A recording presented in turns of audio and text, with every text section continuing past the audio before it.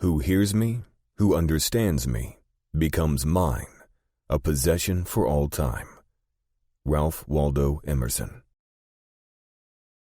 Possession. Noun. The state of having, owning, or controlling something. 1. Grim. The night air is humid and stagnant. Even with no breeze to carry it, my nostrils burn as I breathe in the putrid sulfur scent wafting off the mangroves just beyond the trees. Cloaked in the shadows of the deepest corner of the backyard, I'm waiting and watching for Trix. She'll be walking up the path back from the Marine Stadium any second now. The plan was to leave separately so we aren't spotted together, but I'm rethinking that plan more and more, and the seconds continue to tick. I light a cigarette. I've never been a patient man. My past experiences with waiting have ended in disappointment or tragedy. Waiting too long to pull a trigger resulted in the first time I was shot. I've never made that mistake again. Waiting for a delivery only to find out it had been hijacked, waiting for Digger at BB's bar resulted in attending his funeral a few days later. Being the only kid waiting on the front curb after school resulted in me walking home and later stumbling upon my mother's still running car. Her body slumped over the wheel. There is an exception in all this, and I waited 5.5 years to find her. Now, she's mine. Trix. A piece of heaven surrounded by hell. A glowing light in all of the dark. Something amongst all of the nothing. Taking her for the first time, my cock swells at the thought. I went at her like a wild fucking boar, rutting into her, forcing her back against the cold hard wall of the Marine Stadium. It was fucking perfect. She was fucking perfect. It was like we were fucking with more than just our bodies. Minds, fucking souls, if I believed in that kind of shit. That's the thing with Trix. She makes me want to believe in things. In life. In humanity. In us. What we just experienced together was next level shit. It has never, ever felt as fucking good to be inside a woman the way it did to be inside Trix. Then again, none of the other women I've fucked were my woman. Belly's funeral is still chugging along full steam ahead inside the house. Welcome to the Jungle by Guns N' Roses is blaring through the speakers along with the sound of boisterous laughter. I look through the big glass window where a sea of heads bob and sway along to the music, cigarettes poised to lips, drinks flowing, smiles, joy. Belly would have loved this. I bet if there is an afterlife, he's up there all pissed off that he's missing out on his party. I tilt my head toward the cloudless night sky and take a drag of my cigarette. Hope you can hear them all in there, Pops. They're all here for you. I stub out my cigarette. There's still no Trix in sight. The path is dark and rutted with holes and rocks. Maybe she's lost her way or twisted her ankle. Fuck it, I'm going to look for her. I haven't even made it to the edge of the yard when a silhouette appears in the trees. Trix, finally. The figure jogs into the moonlight. Glossy brown hair, big, dark eyes. Not Trix. The girl is out of breath. She pushes her hair from her face, revealing a beauty mark beneath her right eye. She looks familiar, but I can't place her. She spots me. Grim? Do I know you?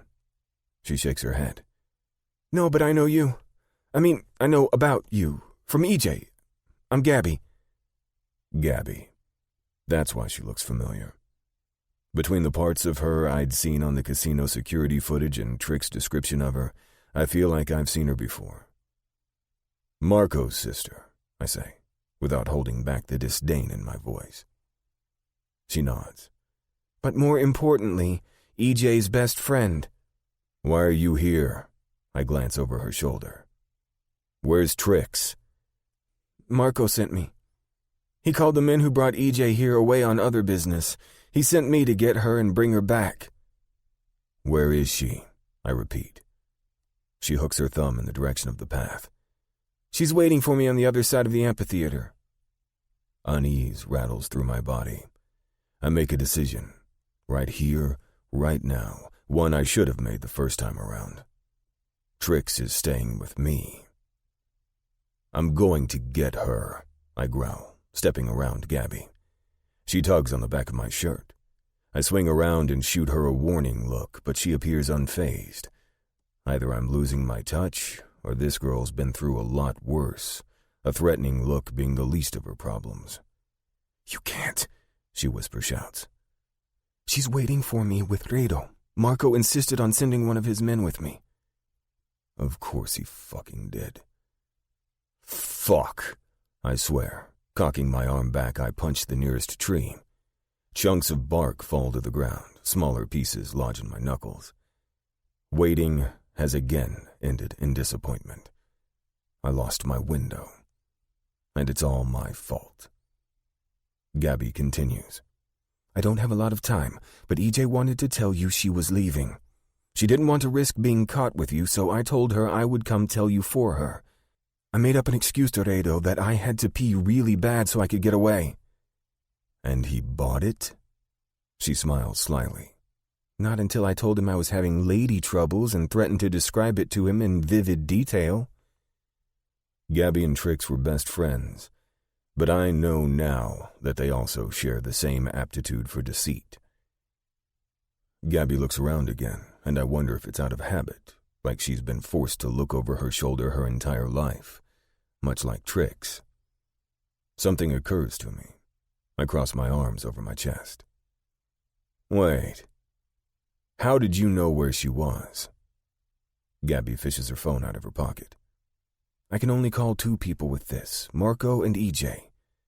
But when she didn't answer, I used this. She spins it around so I can see the screen, showing me a blinking dot positioned just on the other side of the amphitheater. EJ flashes right above it. The tracking app was EJ's idea. A good one, too. My irritation with her fades, knowing that Trix and Gabby have had each other's backs all these years. Gabby's safety was the main reason Trix went back to Los Muertos in the first place. I didn't like the decision, not then and not now. But I can understand it, and I respect it. Plus, Trix's loyalty to her friend makes me proud. Loyalty is everything. Without it, you're nothing. Oh, and she wanted me to give you this. Gabby hands me a crumpled napkin. I silently read a hastily scribbled quote. The pain of parting is nothing compared to the joy of meeting again. Charles Dickens. I tuck the napkin into my pocket.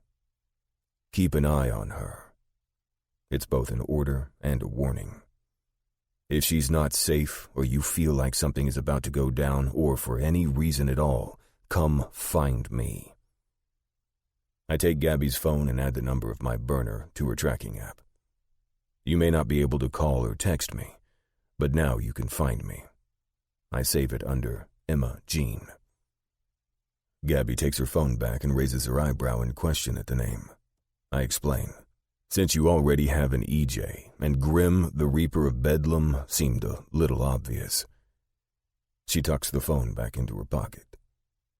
The 2 of us aren't allowed out anywhere alone together, not anymore. But I'll try and pass along any messages if I can. She looks down the dark path. I have to go. He'll be wondering what's taking me so long. Gabriela! A masculine voice calls from down the path. Where the fuck did you go, chica? Followed by a string of Spanish swears. Shit. She doesn't waste time with goodbyes, jogging back down the path into the night. I hear her voice in the distance. I'm right fucking here, you moron. Lady things take time, you know. I could tell you more about it if you want to know. Her voice trails off.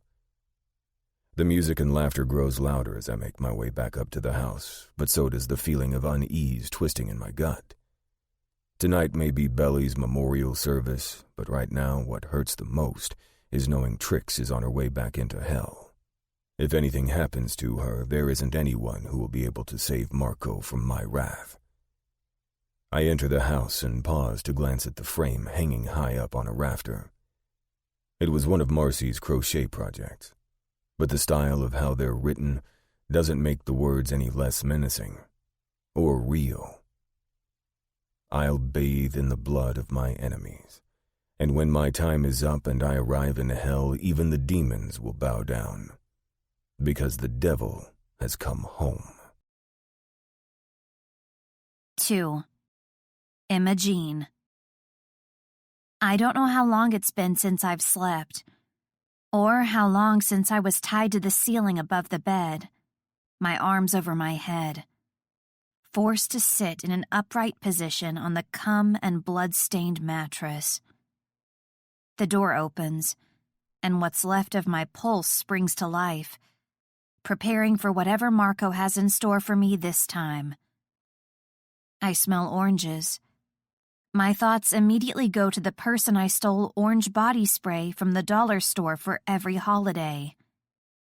"Gabby, is that you?" I rasp, scanning the darkness.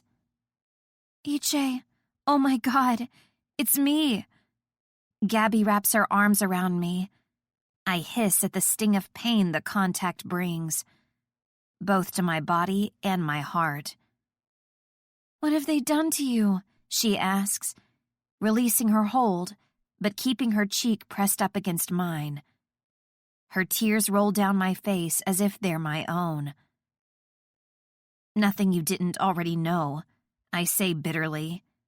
She gasps and takes my cheeks in her hands, pressing her forehead against mine.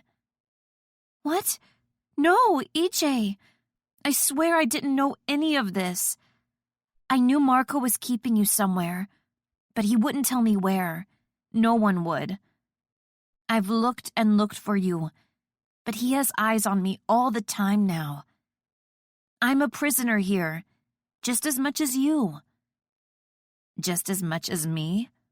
"I doubt that," I mutter. Gabby's hair feels soft and freshly combed. Her nails are sharp, and I can feel the glossy smoothness of the painted enamel as she softly runs the back of her hand across my face. She smells of oranges and soap. Showered, fresh, alive.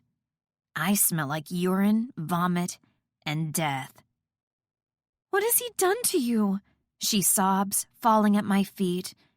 She runs her hands up my body to feel for my wounds. "I'm so sorry, EJ. I never meant for any of this to happen. You don't deserve this. I can't believe Marco could do this to you." "Really?" I ask. "You're right. I can believe it. Marco's a fucking psychopath. But I should have prevented this from happening before it ever began. I should have run away with you the second he brought us here, no matter what he'd threatened. As far away as we could get. But I was just a kid.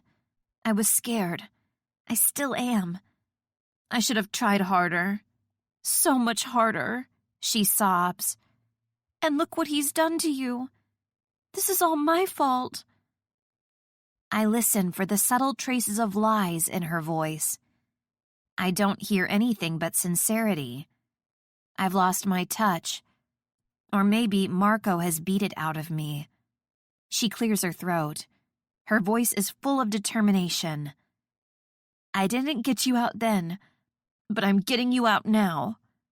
I shake my head. "Gabby, just go. Just get the hell out of here and stop pretending like you really care. Your brand of torture may be different from Marco's, but it hurts more." "What the fuck are you talking about?" Gabby whisper yells. "I'm trying to help you." No one can help me now. The second I speak the words, I know it's a lie, because there is someone out there who can help me. Grim. "You're not thinking straight," Gabby says. "But you will be, once I get you out of here." She feels for the knot in the rope tethering me to the ceiling and gives it a few unsuccessful tugs. "Come on," she grates. There is a sound from the other side of the door. Approaching footsteps. Shit! Gabby hisses as she struggles with the knot. Go, I tell her again. Panic fills her voice. No, I can't leave you like this. Yes, you can, and you will. When she doesn't make a move to leave, I pretend as if she's still my best friend. As if she hasn't broken my heart and betrayed me. If anything, I'm playing into her hands. But I need to talk to my best friend, even if it's for the very last time. Gabby, I say, softening my tone. If you get caught, how are you going to rescue me?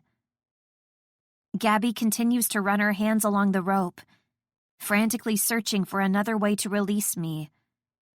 Even if she's actually trying, and this isn't all for show, unless she has a hacksaw, it won't be easy, and it won't be quick. The rope is thick and so tight, it digs deep into the thin flesh of my wrists. I can no longer feel my hands. The footsteps grow louder, but Gabby keeps trying. Go, Gabby, please, I say with all the strength I can muster, wishing she could see the pleading look on my face. It's natural for me to want to protect her, even now. Gabby hesitates one last time before finally lifting her hands from the rope. I'll be back, EJ. I mean it when I said I'm getting you out of here, she promises. The part of me pretending she's still my best friend believes her. The part of me who knows the truth is numb. With a quick kiss to my cheek, she darts off to the other side of the room. The familiar sound of a window sliding open announces her exit. The window closes again.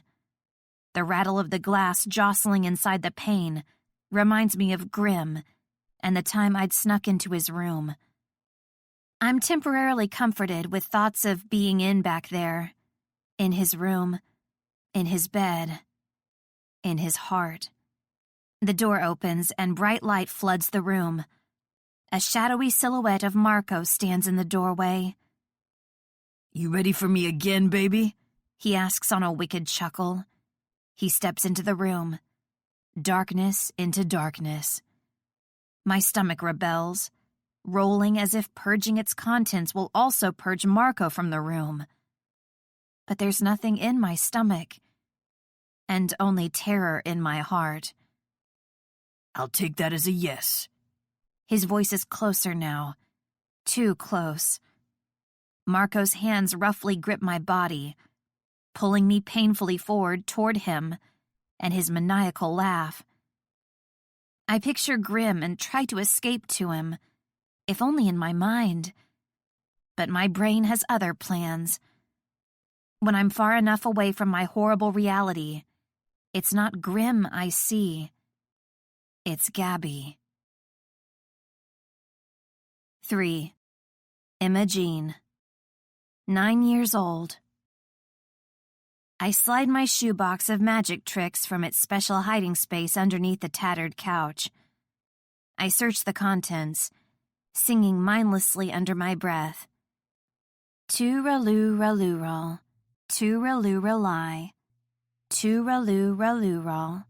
Hush now, don't you cry. Tooraloo-raloo-roll, tooraloo-rally, tooraloo-raloo-roll. Why are you always singing that song? What is it anyway? Gabby asks. I hand her a long piece of white rope.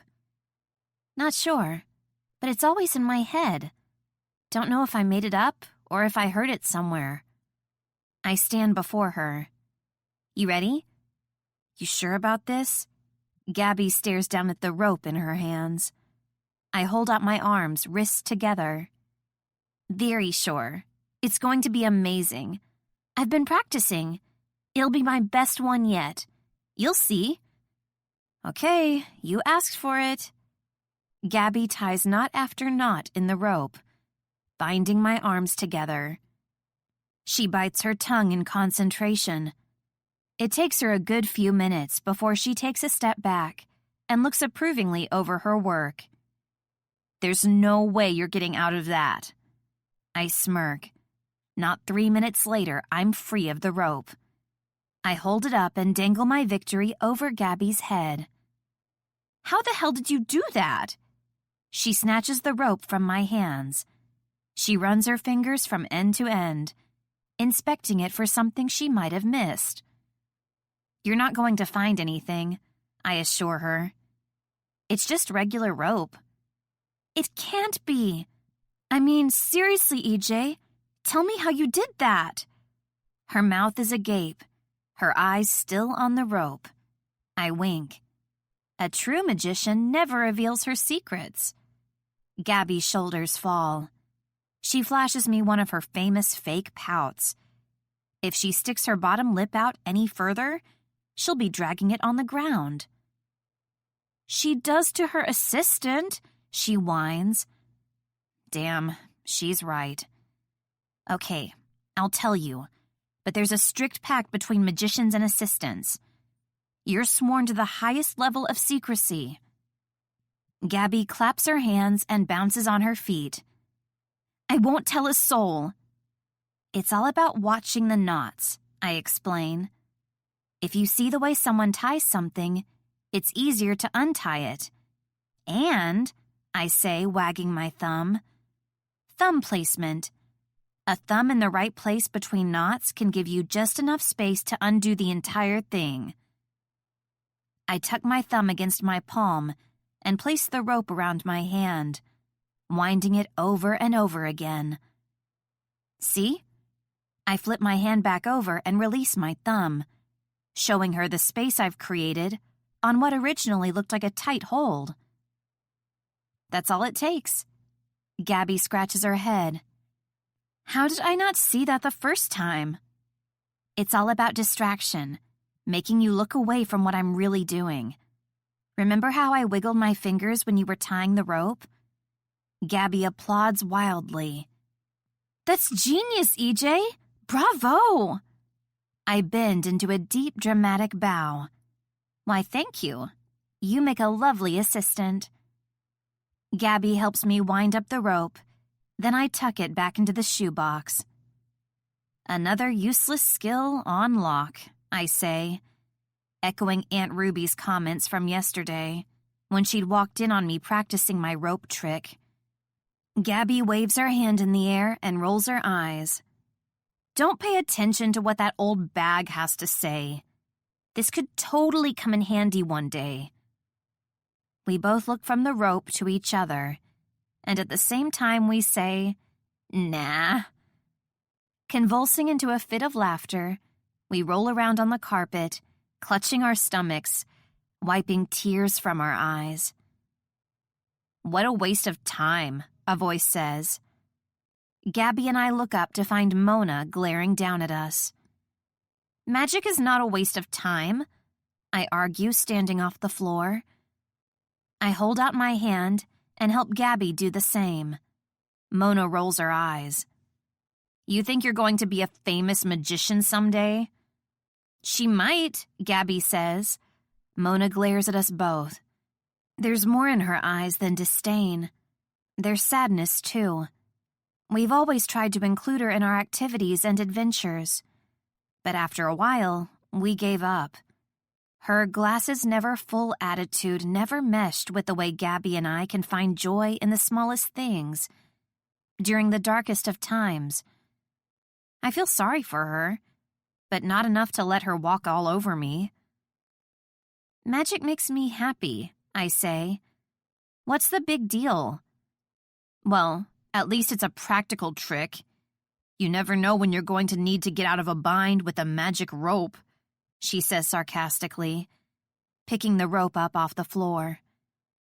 "It's not a magic rope," Gabby tells her. "It's a regular one. She's a magician and an escape artist. A talented one, too." She sticks out her tongue. Mona begins to walk away with her arms crossed over her chest. "I can show you if you want," I call out to her. Gabby jabs me in the ribs with a sharp elbow. Mona turns around, looking from the rope back up to me, like she's considering the idea. She huffs and straightens her shoulders. "What's the point?" she mutters from halfway down the hall. "Talk about a fun sucker," Gabby says once Mona is out of earshot. "Why did you even offer to show her?" I look away. I don't know. Guess I feel bad for her. Just because she's given up on her own happiness doesn't mean we should give up on trying to cheer her up. Gabby makes a pff sound. Well, I'm giving up on her happiness. At least for today. A quote comes to mind. I recite it out loud. "Happiness is not out there. It's in you." Anonymous. True that. Gabby grabs the rope from the box and holds it up, bouncing on her heels. "Now show me again." I do. In a world where we experience little joy, we find it on our own. Today, we find it in magic. The quote is right. Happiness isn't out there. It's in us. If only Mona can find it within herself. 4. Imogene. The present. Tooraloo-raloo-ral, tooraloo-rally. Tooraloo-raloo-ral. Hush now, don't you cry. Tooraloo-raloo-ral, tooraloo-rally. Tooraloo-raloo-ral. The melody plays like a distant echo as the memory of the past fades away. I'm brought back into the dark reality of the present, with a rough, strangled gasp that burns my dry throat. Thankfully, I don't sense Marco in the room, but the proof that he was here remains in the form of new pains on both the inside and outside of my body, along with the freshly dried reminder of his presence coating my inner thighs. With consciousness comes something else, a new awareness, a realization so big and powerful, it feels as if it's present in the room, hovering over me, glaring a new and obvious reality into my freshly opened eyes. The picture it paints is clear, but also promotes the asking of 1,000 other questions, and answers only a few. I now know why Gabby seemed so sincere when she attempted to free me. Why, when Gabby was talking to Marco about my life and death, so flippantly and full of hate, she sounded like herself, yet not like herself. The lights click on. I blink rapidly to focus through the blur of brightness. My vision clears, and what I see before me confirms everything. The big and powerful realization is standing in the room with me, in the form of a girl not much older than me, wearing a loose-fitting black tunic over a tight pair of ripped jeans. Same long, shining dark hair as Gabby. Same big black eyes. But it's her large lips that turn down at the sides into a natural frown, along with the beauty mark underneath her right eye that cements her identity. That, and the look of utter disgust and hatred painted on her otherwise perfect features. Why? I may have some answers now, but I have even more questions. "Hello, EJ," she greets, with a knowing and sinister smile on her big, glossy lips. Our gazes lock, and I return her arrogant smile. I refuse to so much as grimace when the scabs around my lips crack apart with a sharp sting. Blood dribbles down my chin. "Hello, Mona." 5. Grim. 16 years old. It's after dinner. The dishes are done, and the nightly rituals begin. Marcy smokes a joint in the living room while my new brothers argue in Sandy's room over a video game. Belly's seated at the head of the dining room table. I'm to his right. I don't know what he did after dinner before I arrived, but since then, Belly and I sit together while he shares stories of his time with the MC, or explains the importance of one thing or another in my new world. Every night I learn something new. Bedlam distributes guns for Clan Egan. We mule all the way from Miami to Mississippi. It's a good business to be in if you're not on ATF or Homeland Security's radar, which is why the Klan uses us. They are, but we aren't. He reaches for the bottle of whiskey. Not yet, anyway. I've heard of the Klan before, but I don't know much else besides the name. Clan Egan? Belly sits back in his chair. They're not local, Miami-based. They're a spin-off of the Irish mob. Most of them are American-born. They're run by a man called Callum Egan. Nice enough fellow, if he's not holding a blade to your fucking throat. He stares at the ceiling and chuckles at whatever memory he's recalling. He shakes his head. Where were we? Oh yeah, Callum Egan runs the Klan, which brings me what I really wanted to talk to you about tonight. Leadership. He pours out 6 shots of whiskey, sliding 3 over to me. He points to the first one, and we both knock it back in one swallow. He sets down his empty shot glass. You feel that burn? That means it's good shit, he rasps. Okay. Leadership. Leadership? I ask. Why do I need to know about that? I'm not the leader here, you are.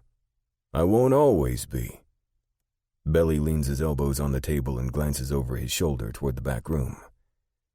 I love those boys, Grim, with everything I've got. They're not my blood, but they're my sons, just like you are now.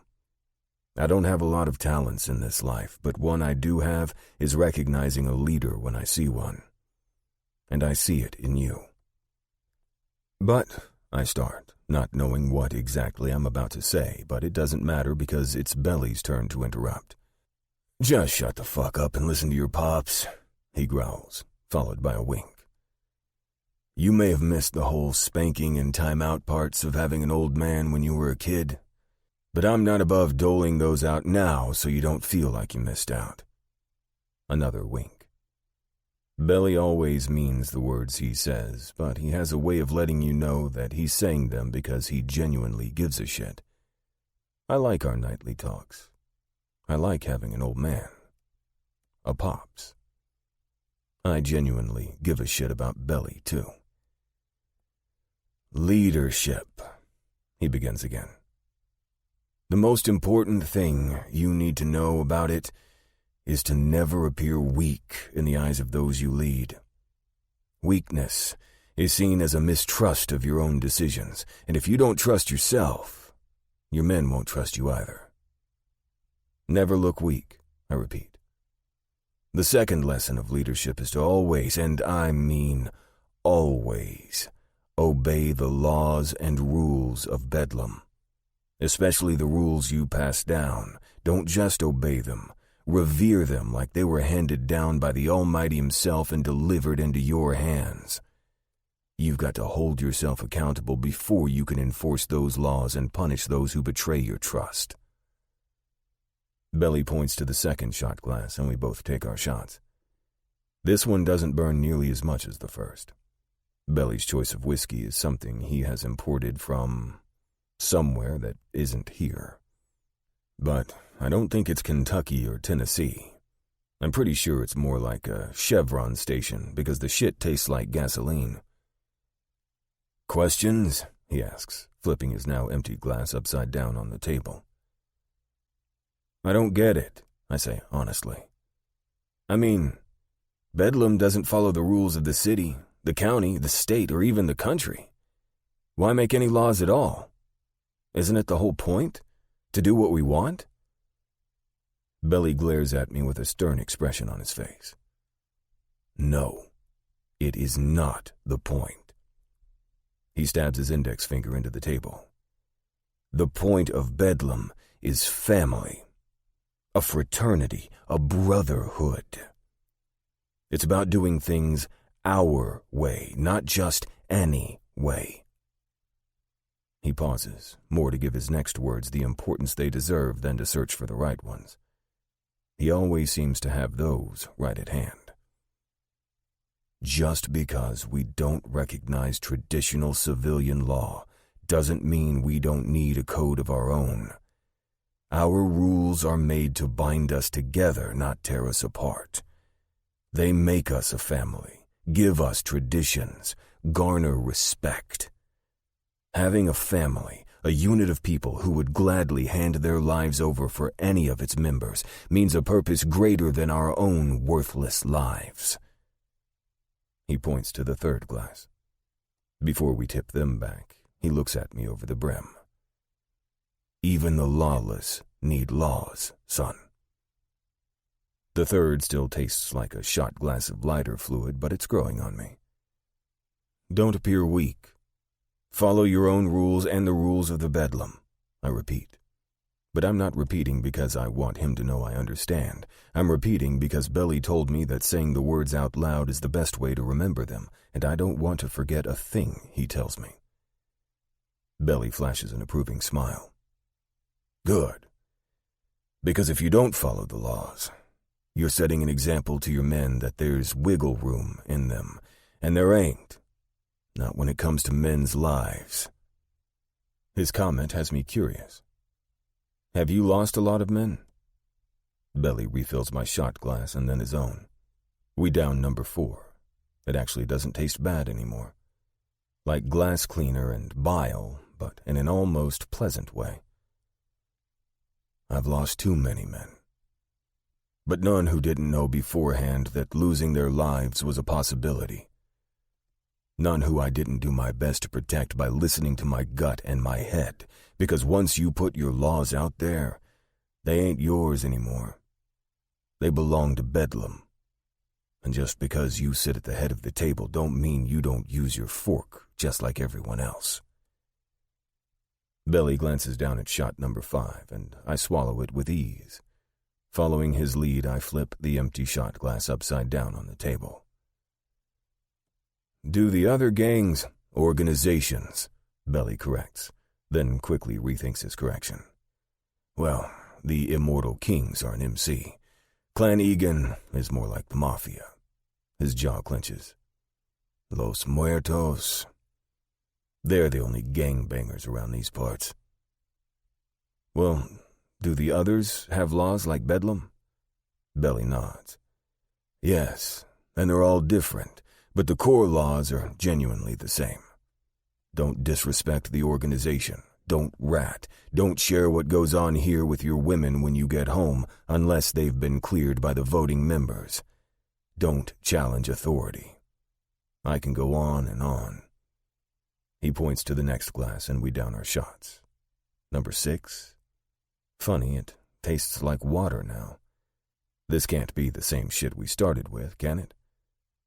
Although, Belly laughs, not seeming the least affected by the whiskey other than his eyes, which are now shining under the dim light hanging over the table.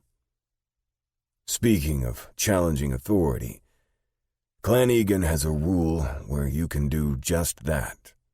But if what you say gets voted down, you die. So to challenge the leader, you risk your life. Don't suppose they get too many of those. A lot more than you'd think. Last I heard, at least a few a year. Do they ever work?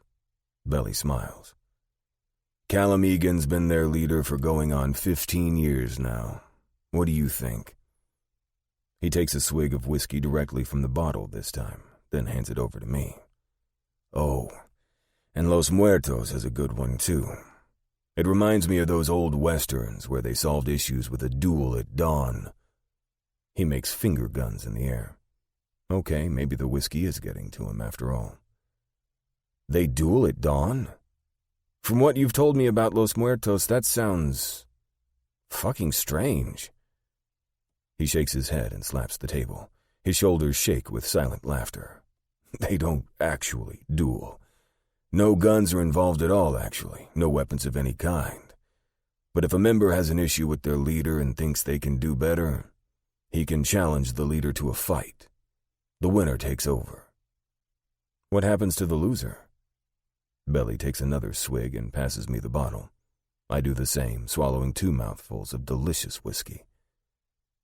It's a fight to the death. What happens if the leader just says no? I ask, following the question with a loud belch. Belly sways in his chair. Or maybe it's me who is swaying. He grips the table to steady himself while I'm finding it hard to focus on him, even though he's now still. It's both of us. His eyes light up. He points his finger at me, moving it up and down with each word he speaks.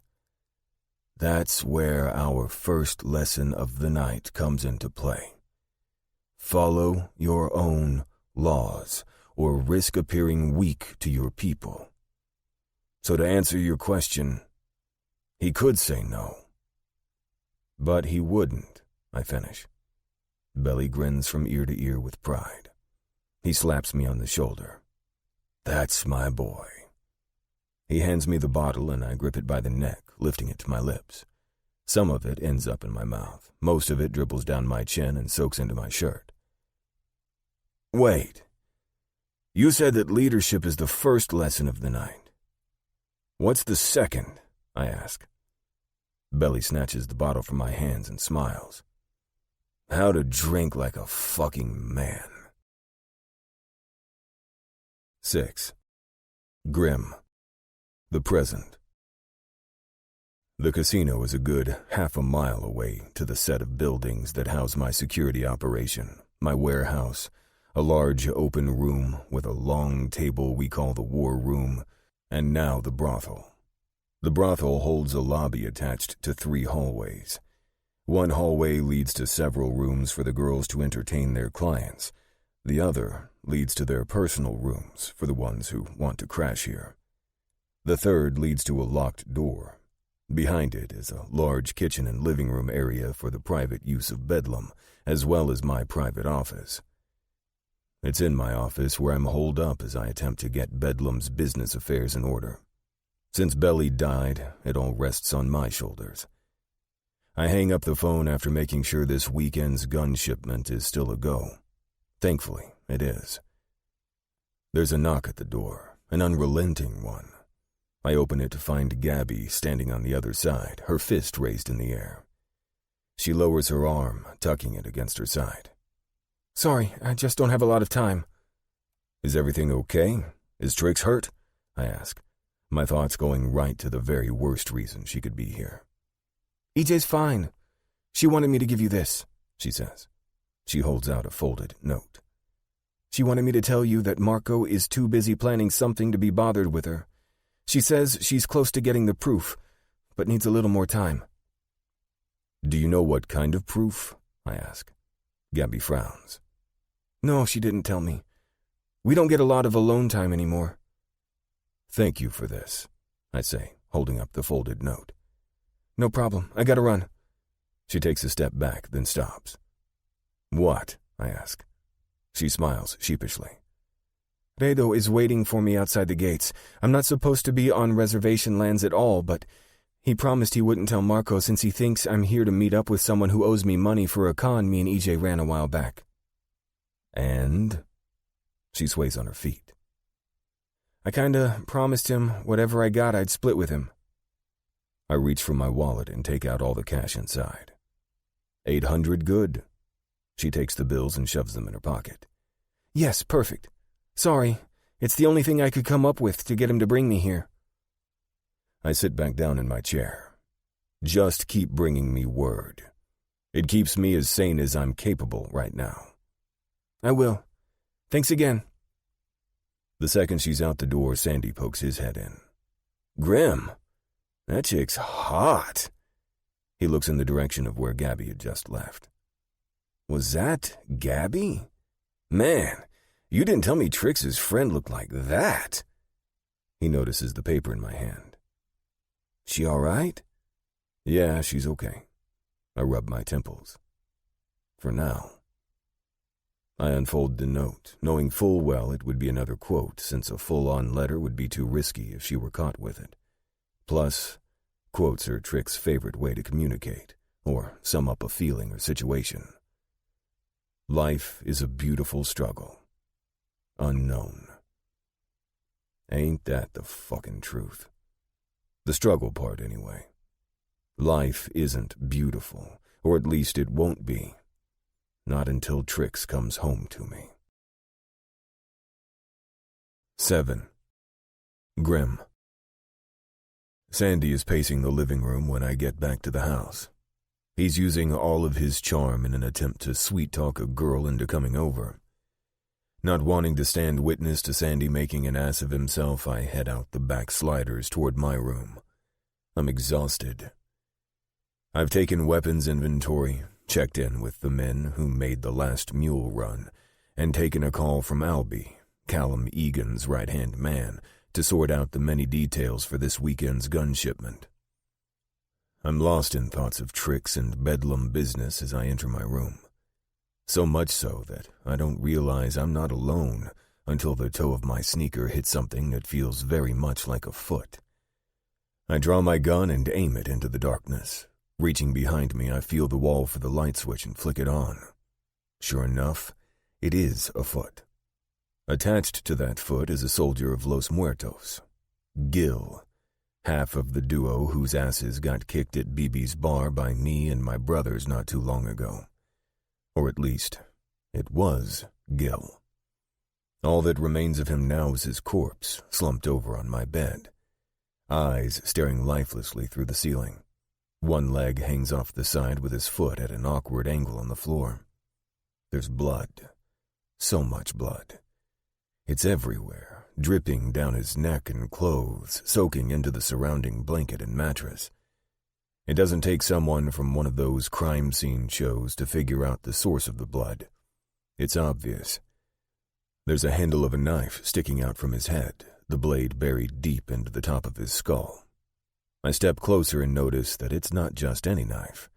This one has an ivory handle and a name expertly carved onto the side. My name. Because it's my fucking knife. What the holy fuck? I whisper to no one. The knife is a gift from Belly. He gave it to me the day I pledged into Bedlam. He'd carved my name into the handle himself. It was usually in my bottom dresser drawer beneath a pile of socks, but somehow it found its way from its hiding spot into this gangbanger's head. As much as I'd like to be the person who'd put it there, I'm not. My head swims with questions as I attempt to figure out why a soldier of Los Muertos is dead in my own fucking room. I lower my gun and tuck it into the back of my pants. There is a commotion outside. An authoritative male voice shouts commands from the other side of the door. I don't have to see him to know who's shouting those commands. Shit, I swear, bolting for the window. The door sails off the hinges. I'm only halfway out when I'm pulled back in by the gang task force and unceremoniously tossed to the floor. I look up at a dozen or so familiar, uniformed and armed men as they swarm around me with their massive military-grade guns aimed directly at me. Tristan Payne, you're under arrest for... The rest of the words are drowned out by the rustling of the men moving about the room. I'm lifted to my feet only to be kicked on the back of my legs and forced to my knees. Well, well, look at what we have here. Lemming whistles, taking in the bloody scene. I place my hands on the back of my head. My gun is ripped from my waistband. My knife, the one that isn't planted in Gil's head, is taken from the sheath underneath my pant leg. Agent Lemming wears a victorious smile. He's so damn elated I think he's gonna come in his pleated fucking pants. I told you we'd get you, motherfucker. You ain't got shit, I hiss as I'm cuffed and pulled back up to my feet by two men caging me in. Lemming points to the body on my bed.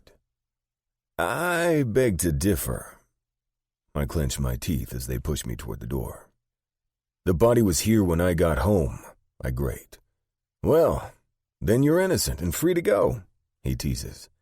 But seriously, I've heard that one before. Very unoriginal. You might want to try being more imaginative next time. This is bullshit and you know it, I say, trying to yank free of the cuffs. Is it? He asks, raising an eyebrow. He walks over to Gil's corpse and looks him over. He points at the knife. Okay then, if you're innocent. Can you explain what a knife with your name carved into the handle is doing lodged into his fucking skull? You know I was just asking myself the same fucking thing. I don't have time for this bullshit. Okay, then can you at least tell me who killed him, if it wasn't you? I was working on gathering clues before you interrupted with your untimely visit. Sarcasm drips from my every word. Untimely? I don't know about that. Seems to me like I arrived just in time. Lemming remarks as we stand face to face, man to man, lawless to law. I smirk. Maybe the poor guy had a splitting headache and aspirin wasn't quite doing the trick. Agent Lemming opens his mouth to reply, but I interrupt. Also, fuck you. I want my lawyer. Lemming leans over, getting right up in my face. Lawyer up all you want. It ain't gonna save you now, Grim.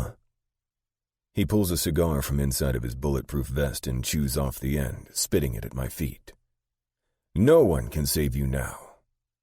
I'm pushed out the door and through the grass toward an awaiting van. I glance back at Lemming. You want a fucking bet? The doors slam shut and the engine starts. To my surprise, I'm not alone. Marcy, Hayes, and Sandy are seated on the benches lining both sides of the van.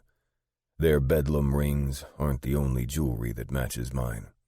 They each have the same pair of shiny new bracelets tethering them to a bar running down the center of the van. Marcy lifts up her wrists, but the cuffs restrict her movement. She's forced to place them back on her lap. You okay, baby? She asks, more concerned about me than herself. Typical Marcy. You're cuffed in the back of a task force van and you want to make sure I'm okay? My rage grows into a blinding redness. It's one thing for me or my brothers to be in cuffs, but not Marcy. I look to my brothers. What the fuck is going on? They barged in while I was on the phone, Sandy starts. They said they had a warrant, then started turning the place over, breaking shit and throwing stuff around. These cocksuckers smashed my fucking PlayStation. Hayes chimes in.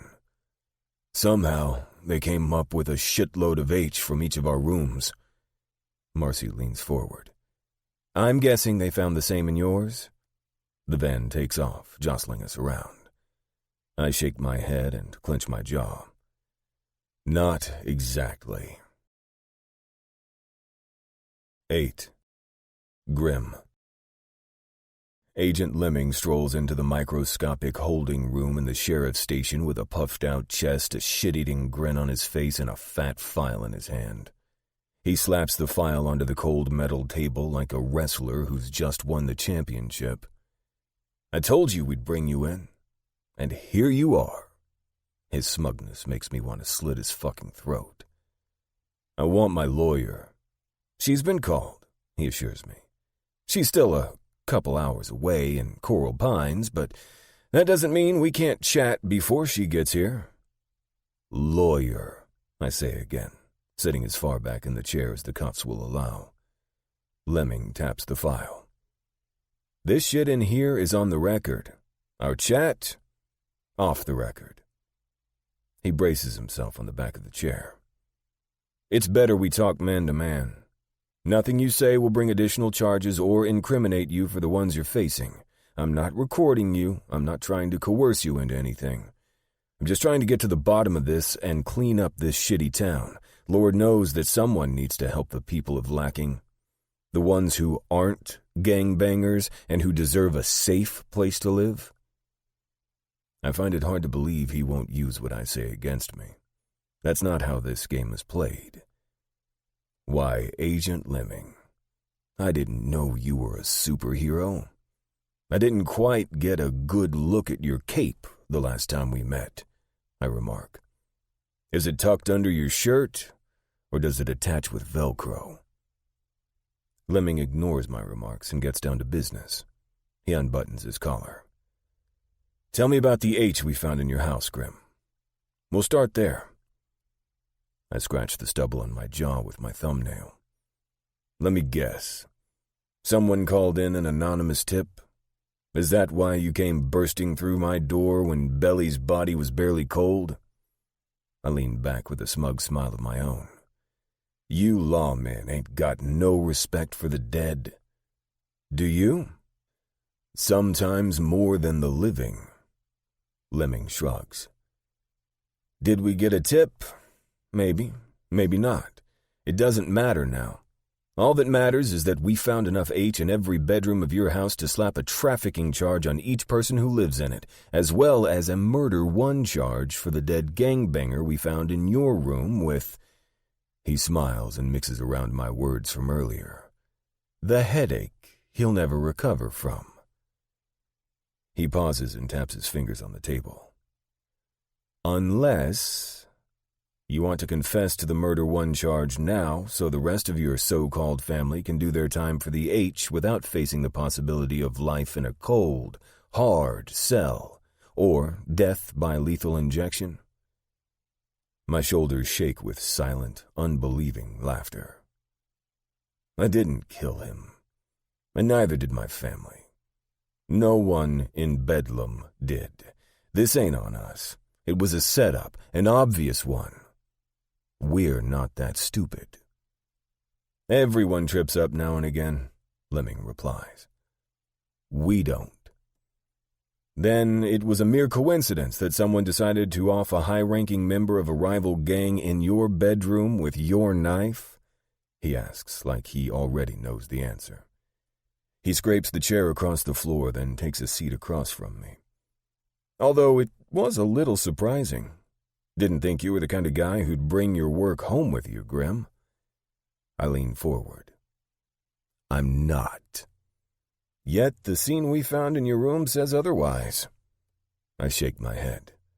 We can do this all day. It's not going to get us anywhere.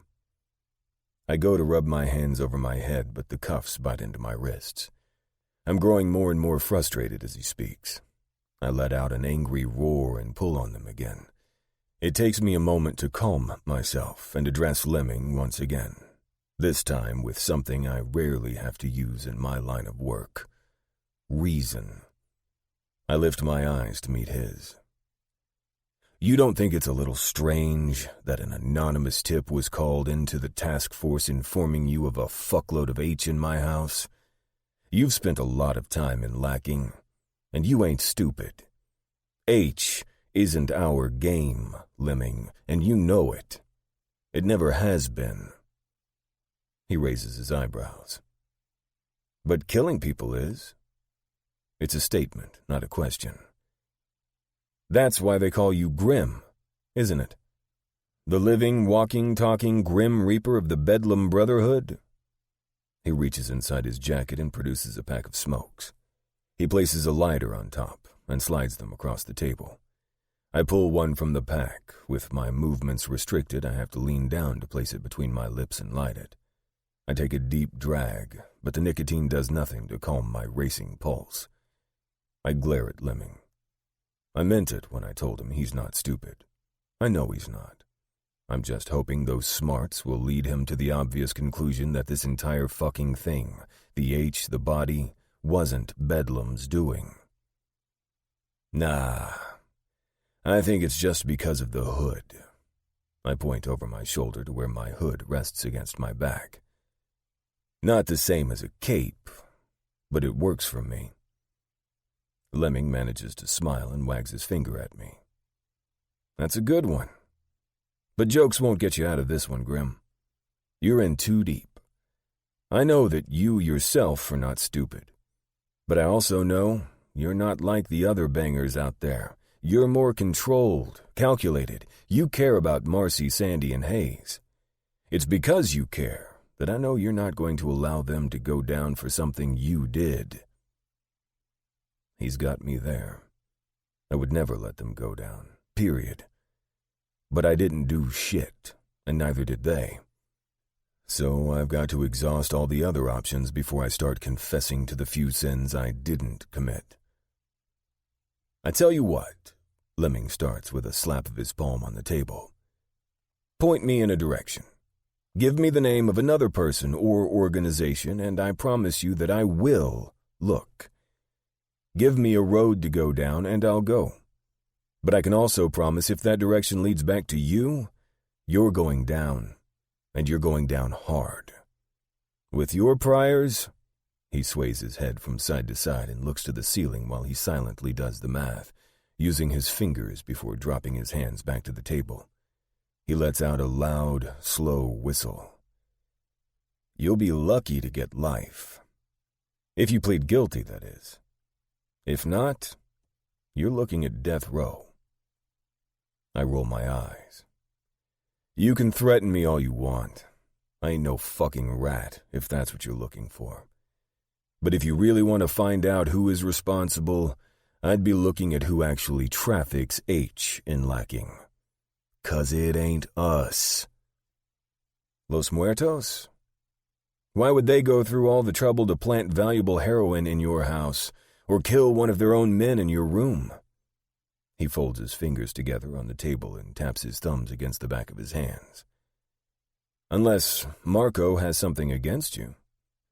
But it has to be a pretty big something for him to blow all that cash the H would have brought in just to set you up and have you put away. Marco wants to start a war, but by putting me away, he isn't starting anything. He's getting me out of the way. There's only one reason he'd do that. Tricks.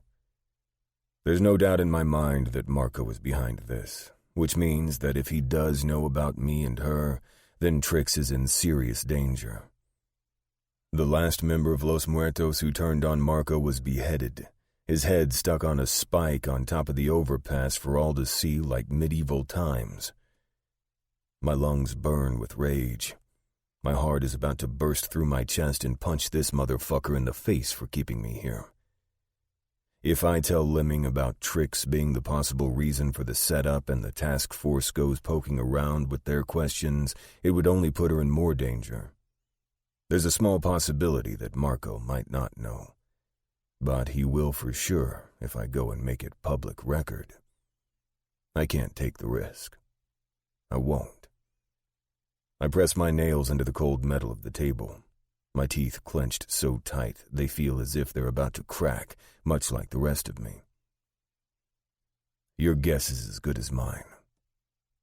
Hypothetically, let's say Marco did do this. I thought there was a truce in place. That you all wanted peace? Marco only wants blood. Nothing but peace, love, and happiness in lacking, I answer. Lemming laughs. He folds his hands together. So then, if there is peace, what was the shooting at the park all about? Or would you consider that a peaceful drive-by? I shrug. I don't consider it at all. I wasn't the one who pulled the trigger. Don't know who did either. Which is true, I don't know. Agent Lemming adjusts himself on the chair, pulling it closer to the table. Tell me, Grim.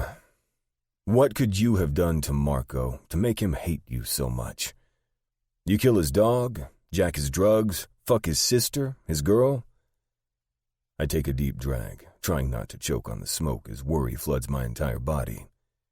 Lemming is right. Marco wouldn't risk losing all that cash the HE planted on us would have brought in for anything petty. His obsession with Trix is massive, but Lemming has brought up a good point. There has to be more to all of this. A missing piece to the situation I'm not seeing. I don't know. You're the detective, I say, tossing the ball back in his court. Figure it out. Lemming's forehead wrinkles. This isn't getting us anywhere. So let's start over with the facts. Due to the condition of the body, the coroner who arrived on scene places the time of death right about the time you disappeared after your eulogy, which several witnesses have confirmed. Tell me, Grim, where were you? Who were you with? Give me one other person besides your family who can give you an alibi. Trix. She's the only one. I can't tell him that. I won't. I'm not about to announce that I was with her just to save my own ass and risk getting her killed on the chance that I'm wrong and Marco doesn't know about us. I'll take the fucking cell, chair, needle, whatever they want to give me, but I won't put Trix at any more risk than she already is. I shake my head. I took a walk down to the Marine Amphitheater to clear my head. Let me guess. Alone? Lemming asks, with disbelief written in his beady little eyes. He may not believe me, but it's almost like he wants to, the way he leans in and hopefully awaits my answer. I nod and stub out my smoke, immediately lighting another. Yep, all alone. He sighs.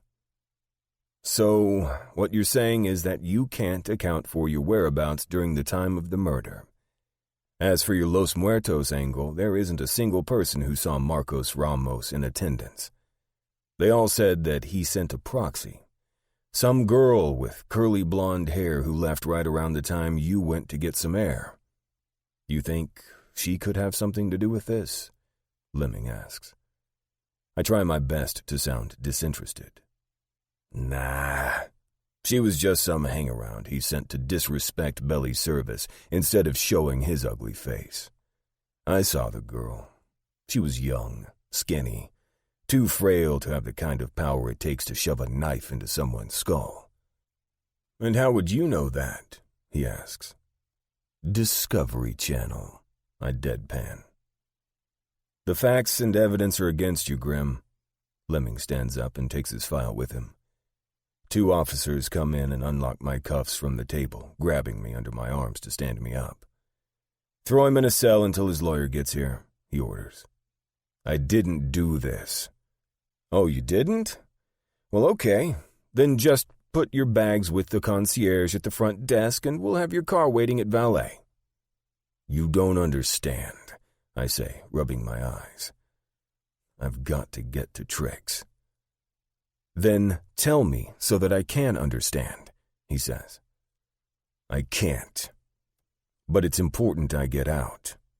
I meet his eyes. More important than all of this. Than anything. He places his index finger against his lips. I think you're underestimating how important a murder one charge is. The officers shuffle me to the door. Lemming leans against the wall in the hallway. You better think long and hard about taking the rap for murder one because it won't just be you and your family going down. With Belly gone, it'll be the end of Bedlam. Lemming is right. If and when it comes down to making the choice, I'll take the rap for all of it. That was never even a question. The real issue is how the hell I'm going to save Bedlam and Trix from inside a motherfucking jail cell. I'm relieved of my cuffs and pushed into a cell. It's one of those modern ones with no bars. Instead, thick plastic glass separates the free from the captive. The them from the me. My rage boils to the surface and explodes. I pound my head against the glass over and over again. The first layer cracks.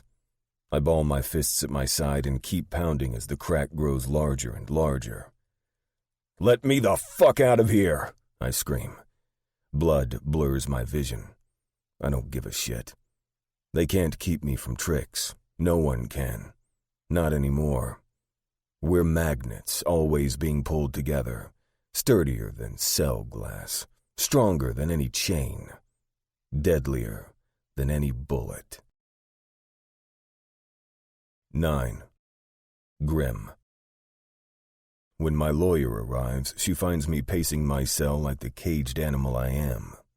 Bethany Fletcher drove all the way from Coral Pines to represent me.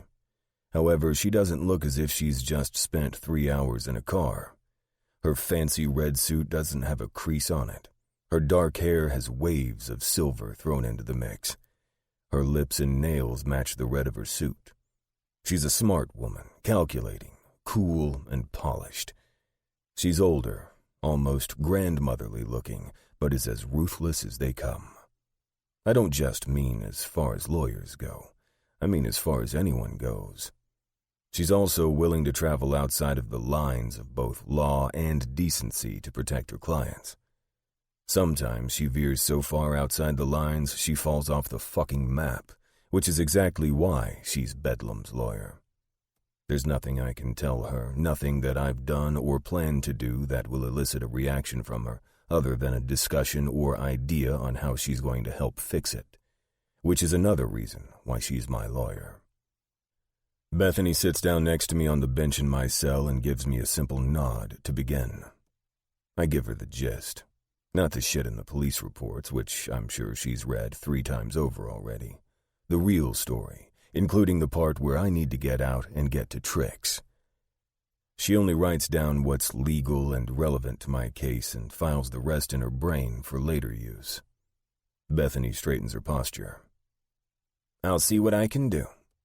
I don't know what that is just yet, but if there's something, anything, I'll do it, she says. I know that. Thanks, Bethany. She nods and shifts uncomfortably under the weight of my appreciation. I've already talked to Marcy and the boys. They're fine and all together in a holding room on the other side of the building. I'm assuming they've separated you from them because of the capital murder charge.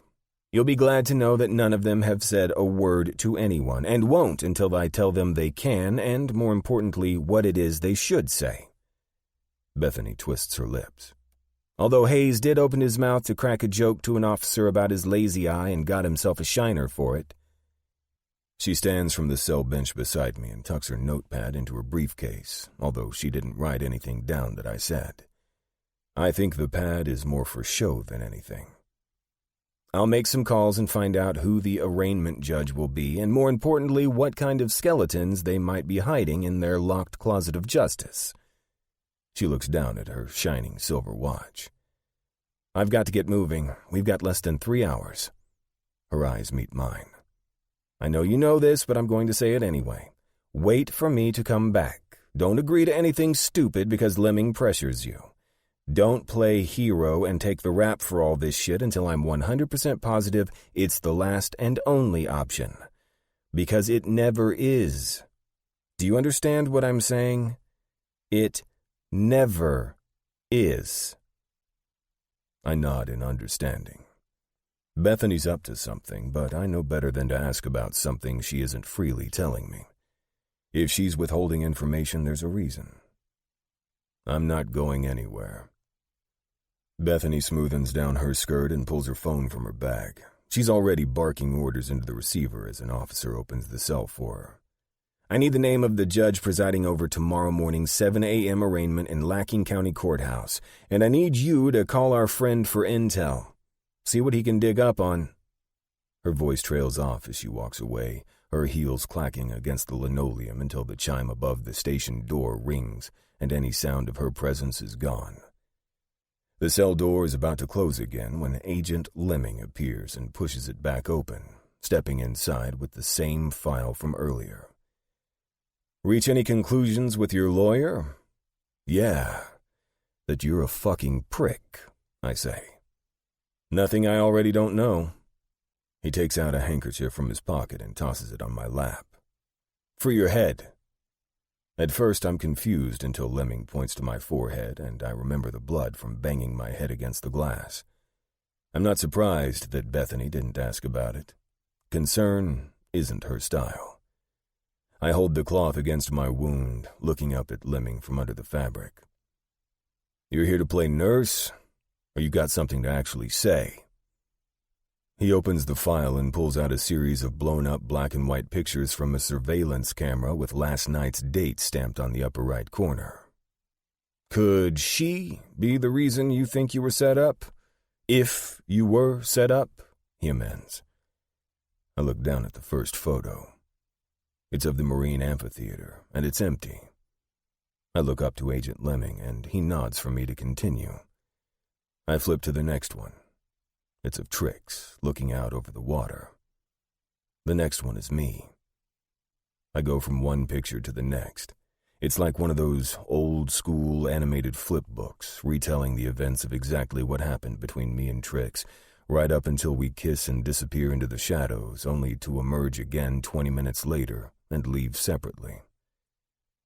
I assume by the curly hair that this is Marco's rep. The one you were so quick to dismiss as a likely suspect? Didn't want some girl being blamed for shit I know she didn't do just because I wanted to get my dick wet. But she's the only one who can give you an alibi, and yet you decided not to name her as the person you were with? I shrug. Why do you care about what happens to some Los Muertos whore? My eye twitches with the repressed need to correct him by way of strangulation. He takes the pictures from my hand and holds one out for me to look at again. It's me and Trix wrapped up in a kiss I can still feel on my lips, still taste on my tongue. Not to be racist about it, but she doesn't look like she belongs to Los Muertos. Unless they've started recruiting white chicks. I haven't seen a single girl working the streets for them who looks like this, and believe me, at some point, I've seen and questioned them all. He flips the picture back from me and takes another look at it. This doesn't look like some casual fucking encounter either. This looks like more. Because it is more. You're just seeing what you want to see, I say. Lemming glances at the photo. You know, I've had my fair share of one-nighters. Some I even paid for, way back before I got into law enforcement. And I can honestly tell you that sticking your dick in a club whore and kissing them like you are two very, very different things. I say nothing. He tucks the pictures back in the file. Who is she? He asks. Still, I say nothing. Well, if you want to play that game, maybe you'll be more interested in this one, Lemming says, placing another sheet of paper in front of me. It's a toxicology report. Belly's toxicology report. What the fuck is this? I ask. It's a love note, Agent Lemming deadpans. Fuck you, I say, slinging the paper back to him. He catches it and holds it up, pointing at a column that reads 220% after some scientific jargon. And that's supposed to mean... It isn't supposed to mean anything. It means that Belly's heart was recovering quite well after his surgery, and that he was expected to make a full recovery. What are you getting at, Lemming? I demand. Spit it the fuck out.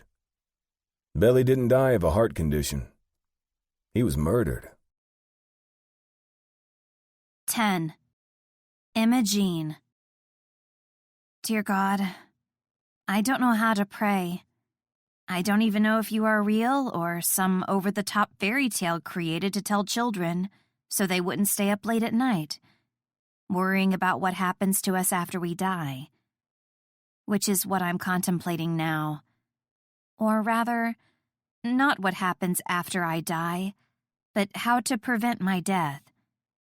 You see, it's not the survival of my own body that I'm thinking about, but the lives and bodies of those I love.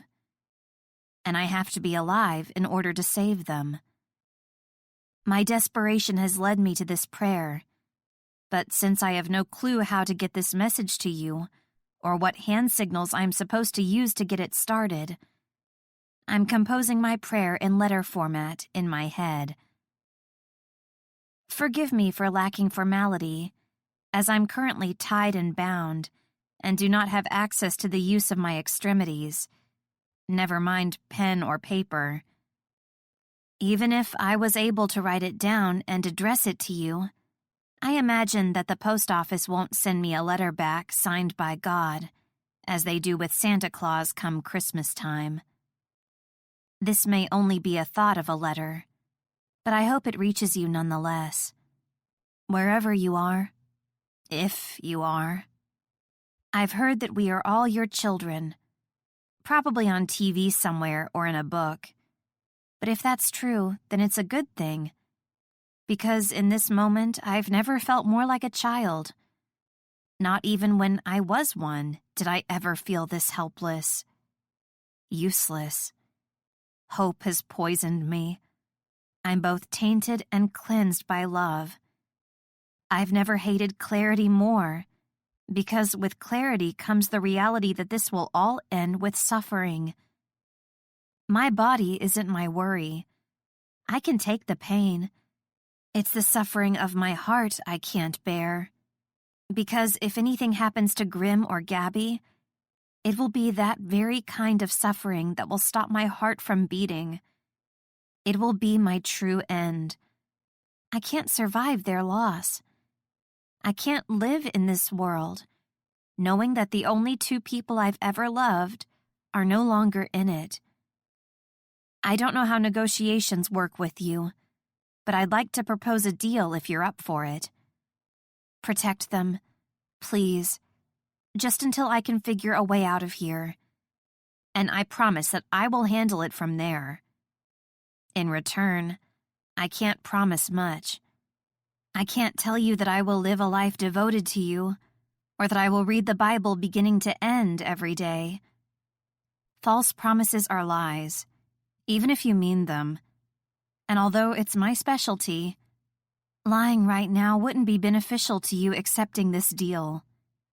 Besides, I'll need every single one in my power to get me past the Los Muertos gates. What I can promise is that if you protect them, I will love them with all that I am. I will not grow bitter with hatred or revenge. I will love harder, stronger, until my very last breath. It's this love, the overwhelming, consuming, erratic kind I have for Grim and Gabby, that will lead me to do some things I'm sure will disappoint you. But it is love. It is more powerful than hate. Right now, it's all I have. Protect them until I can. Please. Sincerely yours, Emma Jean Parrish. I'm brought out of my mental prayer by a tugging at my arms. I glance up only for my eyes to focus on an unwelcome face. Mona. She unties my wrists, and I instinctually rub at my aching limbs. She throws me some clothes. My own clothes. She must have sent someone to the apartment.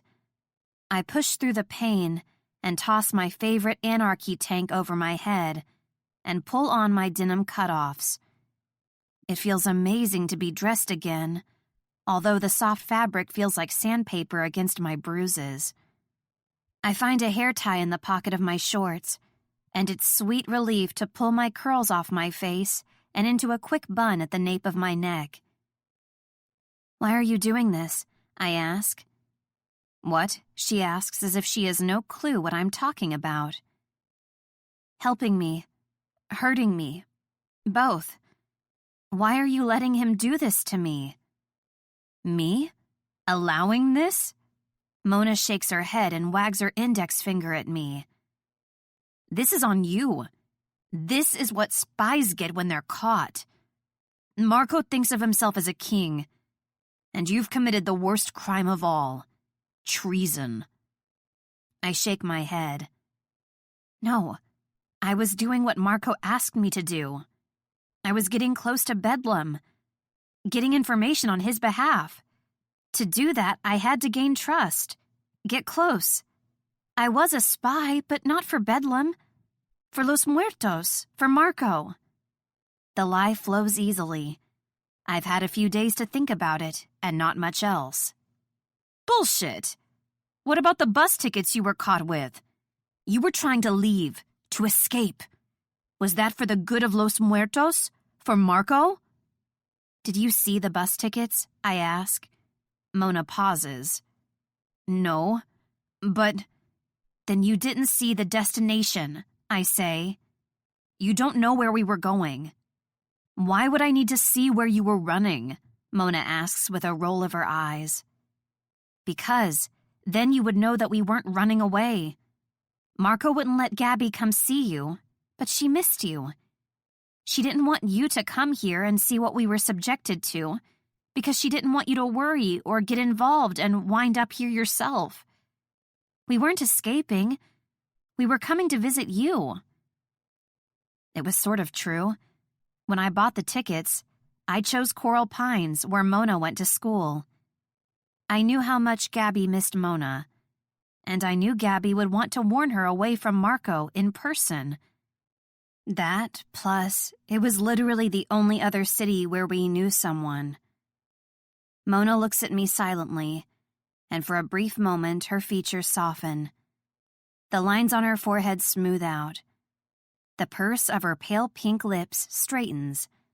It's only a second, but it's all I need to know that I've gotten to her before her scowl again takes hold and the lines are locked back in place. "You expect me to believe all of this?" she asks, waving her arms around in the air like she's swatting at my words as they float around her head. "I don't expect you to believe anything, but it's the truth. What you do with that is up to you," I reply confidently. "Let me ask you, does Gabby know you're here?" "No, not yet. I've been keeping a low profile. She'll find out soon enough. When this is all over, that is." "When what is all over?" I ask. "You'll see," she says. "Just be grateful I've kept you sedated for the last couple days." "Why?" "To allow you time to heal, of course," she says. "This doesn't make any sense," I say. "Oh, but it will." "So you keep saying," I mutter at her vagueness.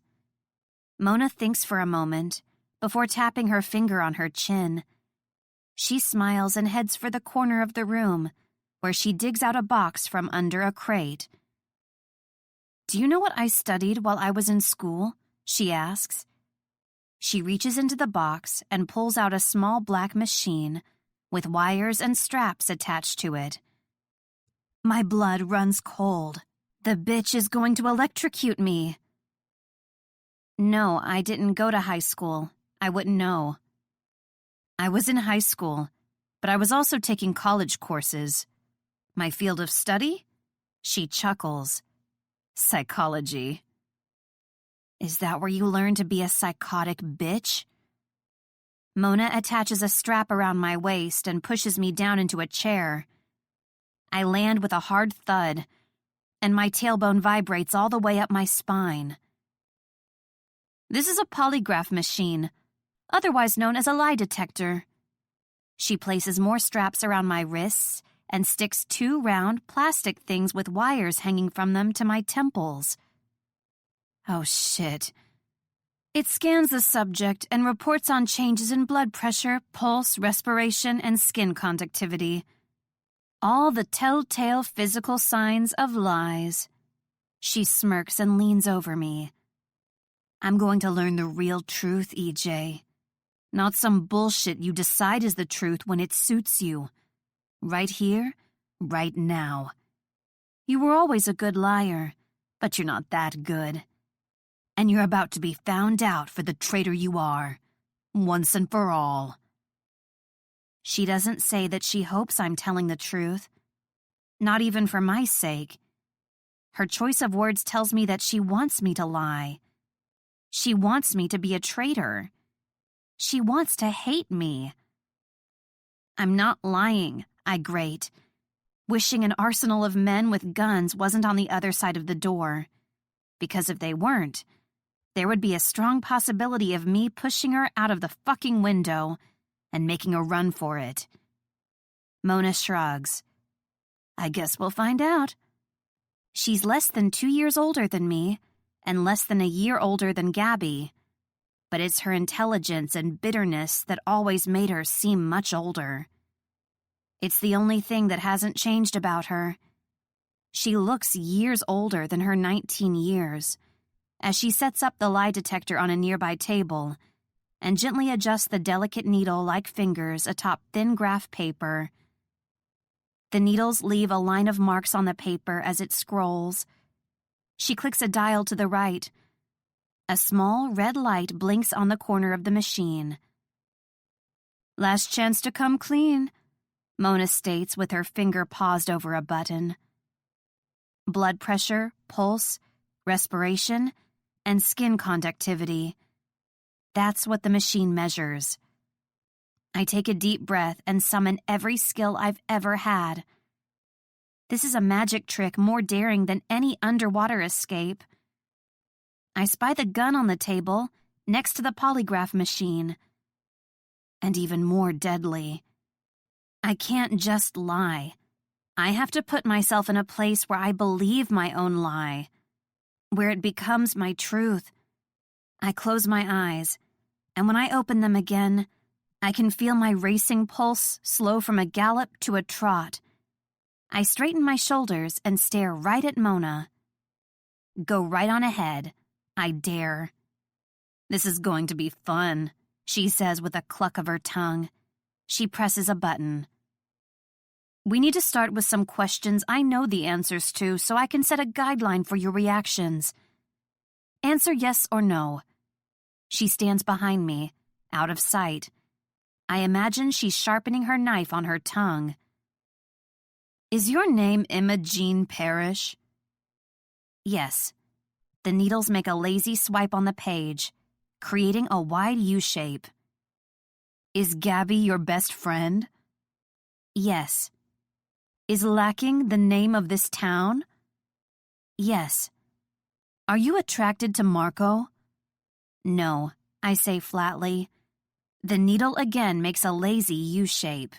She snickers. I can't say I blame you for that one. He can be quite an ass. And his sense of fashion could use some work. Those baggy pants, blech. She's trying to gain my trust by acting like we're just two school friends having a little gossip. Mona might be a psychopath, but she's a fucking smart one. Smarter than I've given her credit for. It could be his pants, I say. Then I pause and snap my fingers. Oh, I know. Maybe it's all of the threatening to kill me or whore me and Gabby out since we were tweens. Oh, and then there's that whole tied me up and raped me thing. Mona makes some sort of satisfied sound, disregarding the horrible truth of her brother's actions, like I just told her it was going to rain today. She wasn't going to let it stop her. She was just going to get a fucking umbrella. Okay, time for the good stuff. She rounds my chair and takes a seat beside me, like she's moving from the nosebleeds to the front row. She doesn't just want to see me sweat. She wants to fucking taste it. Do you find Grimm attractive? I'm her friend. I'm on her side. I'm one of them.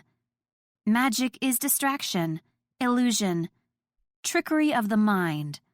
A mind fuck. Which is what I'm about to give Mona. Yes. I thought for sure you'd lie about that one, Mona says while leaning over the machine and marking the graph paper with a pen. I thought the goal here was to be honest. You'd have to be dead not to think Grimm is attractive, I argue. Mona looks up and her eyes darken. I agree, but one thing at a time. I chuckle because even though she's threatening me, she's not. I'm not Imogene Parrish right now. I'm someone who would think that remark is funny. I'm someone who does all the terrible things Mona and Marco do, and would follow them over a cliff to help them do it. She raises an eyebrow at me curiously, then checks the machine again before continuing. Did you fuck Grimm on the night of Belly's funeral? Yes, I answer. She claps her hand against her thigh. Wow, this is getting juicy. Not even going to try and deny that one, huh? You want the truth? You got it, I say. I don't recognize my own voice. I'm outside of my body, listening to this other person speak. And it's eerie, but even more calming, because whatever I'm doing might just work. Marco ordered me to get close. I got close. Very close. Yes or no, she reminds me. Did you fuck Grimm because you're in love with him? She's breaking out the big guns. No, I hear myself answer. I even sound a little disgusted at the idea. The real me's heart starts to split like a tiny break in a lake of ice at the sound of my own words. But I seal it back up before it can do any damage, keeping my breathing even. It might be breaking, but it's still beating steady. I'm not in love with Grim. I'm his enemy. The needles, thankfully, make another lazy U. I fucking got this. Did you fuck Grim because you wanted to get close to Bedlam in order to extract information for Los Muertos? Yes. Well, and no. That reason, and because he's really hot, I say. It's yes or no, Mona chastises. I thought you might want clarification, I offer. I don't. Did you fuck Grim to gain his trust? She asks, raising her voice. Her jaw tightens. Yes. Did you at any time act as a spy for Bedlam? No. Do you want to be with Marco? No. Do you respect him as your leader? Yes. Do you respect him as a man? No. Mona looks up at me. I wanted to say yes, but your brother is a bit too rapey for my tastes. It keeps getting in the way of the whole respect thing, I say with a jaded smile. She frowns and makes a mark on the machine. Maybe this fucking thing is broken, she mumbles. I need an obvious lie. She presses another button and turns a dial. Reply the opposite of the truth. Lie. You're good at that. She pauses. Do you want Gabby dead? Yes, I lie, allowing myself to think of her cold and in the ground, and no longer a part of my life. The needles dance on the paper. Mona crosses her arms and stands up. Would you continue to extract information for Los Muertos from Bedlam, if allowed? Yes. The needle makes another slow U. Do you think Grim is in love with you? No.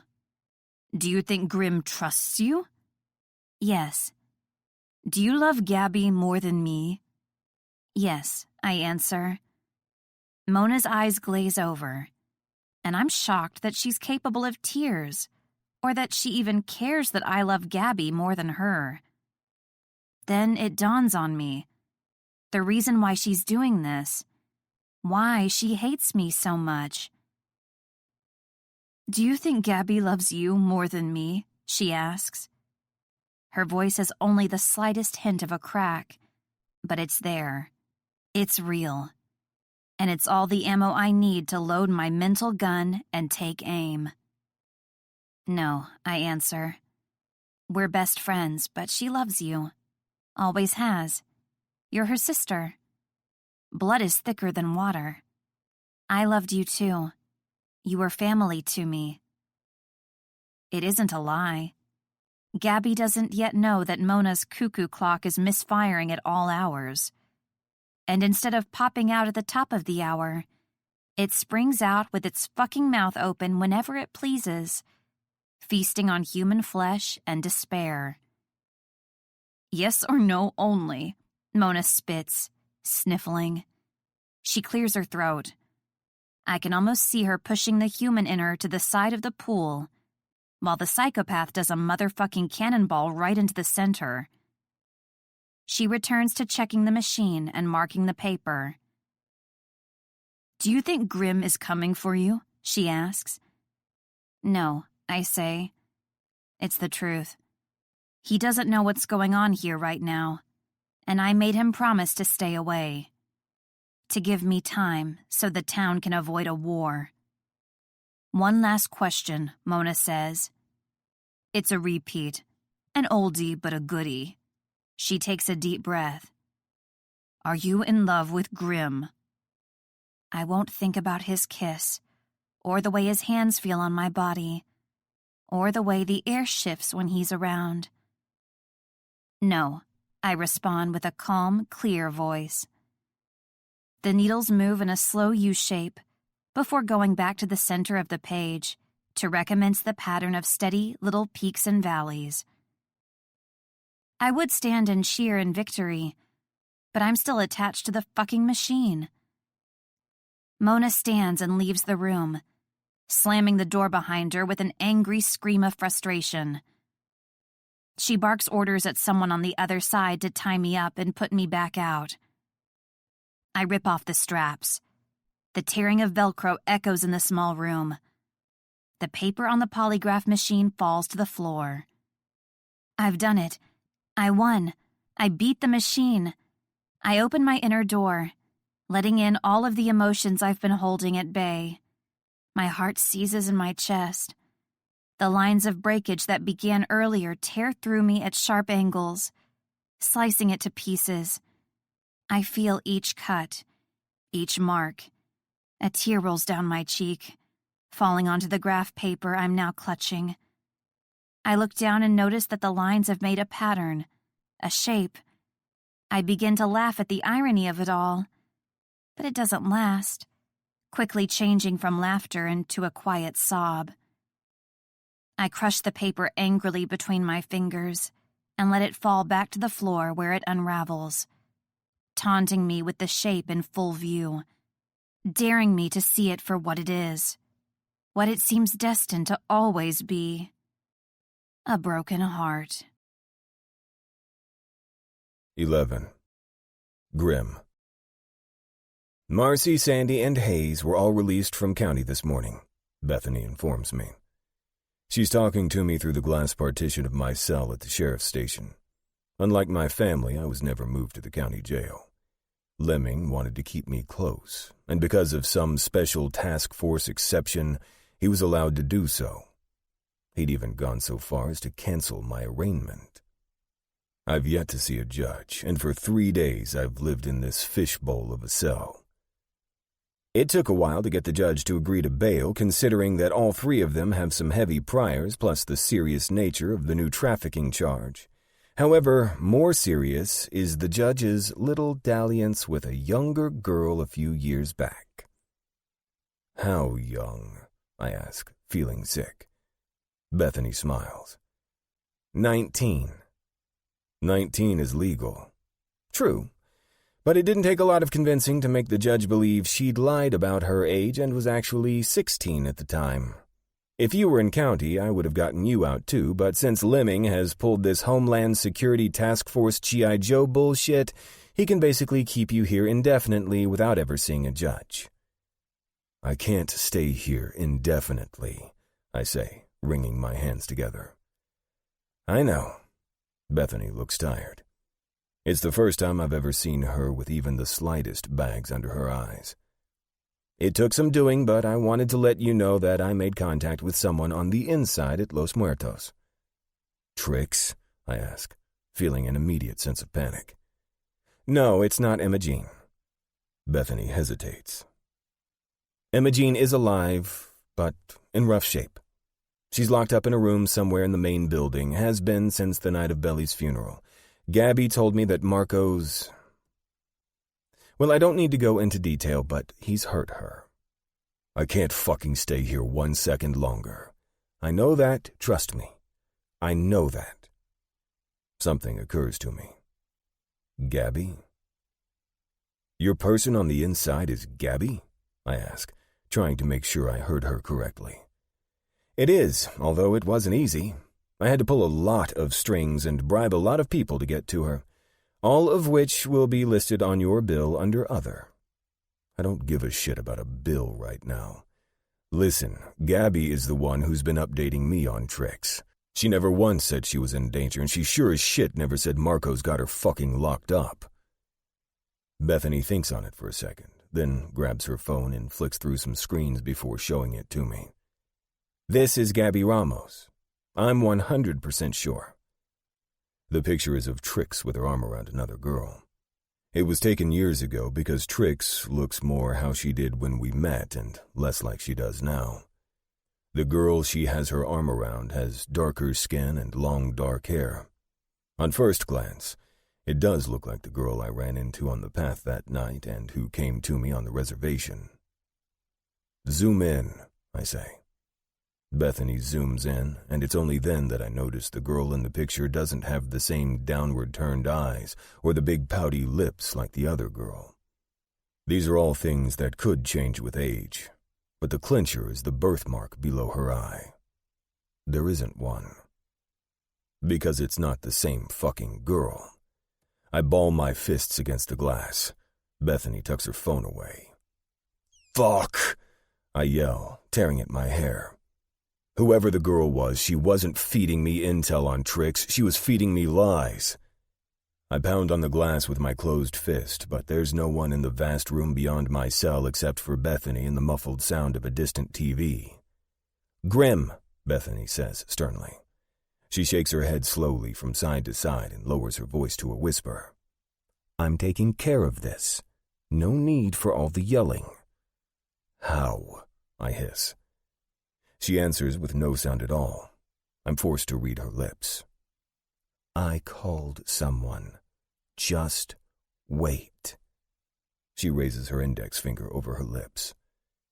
An officer emerges into the main area. Bethany looks over her shoulder and gives him a little wave. He feeds some bills into the vending machine. He grabs his pork rinds and tips his chin to Bethany before disappearing again. The volume of the TV rises from muffled to impossibly loud. Either someone's going deaf, or there's a bigger plan at play. A janitor ambles into the room, emptying garbage pails from underneath the cubicles at a snail's pace. The wheels of his garbage cart screech along the linoleum. As he passes by my cell, he slips something through the square receiving box on the wall. Bethany nods to the box, again pressing her finger to her lips. We will know more when you're assigned a judge. Until then, we will just have to wait, she says loudly. She points with her eyes to the item in my hand, then leaves. The object I'm holding is a rock with a piece of paper attached to it by a rubber band. I pull the paper free and flip it over. It's a note. Stay by the glass, motherfucker. Whatever you do, don't turn around. P.S. You look nice today. Prison blue suits you. The one-piece scratchy uniform I'm wearing is bright orange. What the fuck is all this about? I peer out from my cell. There's no one in the room now, not even the janitor. The security camera high in the corner across from my cell, the one that's usually pointed directly at me, is now facing down toward the floor. Whatever you do, don't turn around. Okay. So I won't turn around completely, but curiosity leads me to risk a glance over my shoulder. It's just a wall. An empty, blank wall. Boom, boom! An empty, blank wall that just exploded. The sound resonates through my eardrums. I duck and cover my head with my hands as pieces of cement rain down into the cell. Dust coats my hair and the back of my neck. After a few beats, I stand, waving away the plumes of the aftermath. Through the debris, I can just barely make out the headlights. It's a truck with battering bars attached to the hood. All aboard! This train is leaving the motherfucking station! Literally! Shouts a voice. I can't see who it is through the windshield, which is shrouded in what remains of my cell. I don't have time to ask any questions of the mystery voice. There's no time to question anything. The passenger door flies open. 2 officers appear behind me. One fumbles with the cell keys while the other shouts at him to move faster. It won't be fast enough. I leap into the truck and slam the door. The tires spin in place for a few seconds until they finally grip the concrete. My head hits the headliner as we reverse over the broken bricks until we're clear of them and are able to make forward motion. It isn't until we're through the field and on the road when I finally get a good look of my getaway driver. Preppy? I ask. What the fuck are you doing here? Preppy may not be part of any official organization, but he runs a tight ship over in Logan's Beach. Belly and I have worked with him and his friend King a few times in the past. I haven't seen Preppy since before he was thought to be dead, only to later be rescued from an underground cave where he was held captive for the better part of a year. Grim? Fuck, I thought I was rescuing Bear. Get the fuck out, he teases. Just kidding. If Bear was locked up, I wouldn't help him escape. That fucker could use some me time to contemplate his grumpy nature. He holds the wheel with one hand and straightens his signature bow tie with the other. His white dress shirt is rolled up to his elbows, revealing arms heavily covered with both tattoos and angry, jagged scars.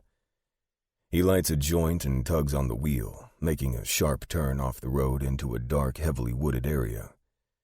When we've made it in far enough to be fully camouflaged by trees and brush, Preppy kills the engine. He passes me the joint and I take a much-needed hit, holding the smoke for as long as I can before slowly exhaling. Thanks, man. How the fuck did you get sucked into this? Preppy types out a text on his phone, then sets it back in the console. Bethany, I owed her a favor. She got my boy Bo out of some trouble recently. Isn't your kid like 10 now? I ask. What kind of trouble can a 10-year-old get into that needs Bethany's kind of help? He's 8, Preppy corrects. And my boy catches the kind of trouble most kids his age don't know is out there to catch. My girls are easier, twin toddlers, Miley and Taylor. The three of them, along with their mama, are the loves of my fucked up life. Bo's a good kid. He's just... well, his brain arrow doesn't exactly shoot straight. Its target is usually more... Preppy shapes his hand like an arrow aimed at the windshield, then changes the aim to me. Human. He drops his hand. And the incident in question wasn't that bad. It may or may not have had something to do with the unfortunate disappearance of a certain... He waves the rest of his sentence away like there's a gnat flying around his head. Let's just say he's grounded. Very grounded. For life. Or like a week. Minimum 5 days. Or a day. Maybe an hour or two. Poor kid.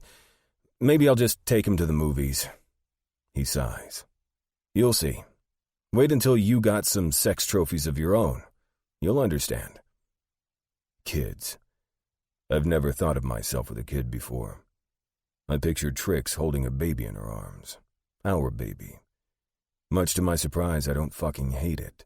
Although the thought isn't helpful to my current situation and only makes me more impatient and enraged.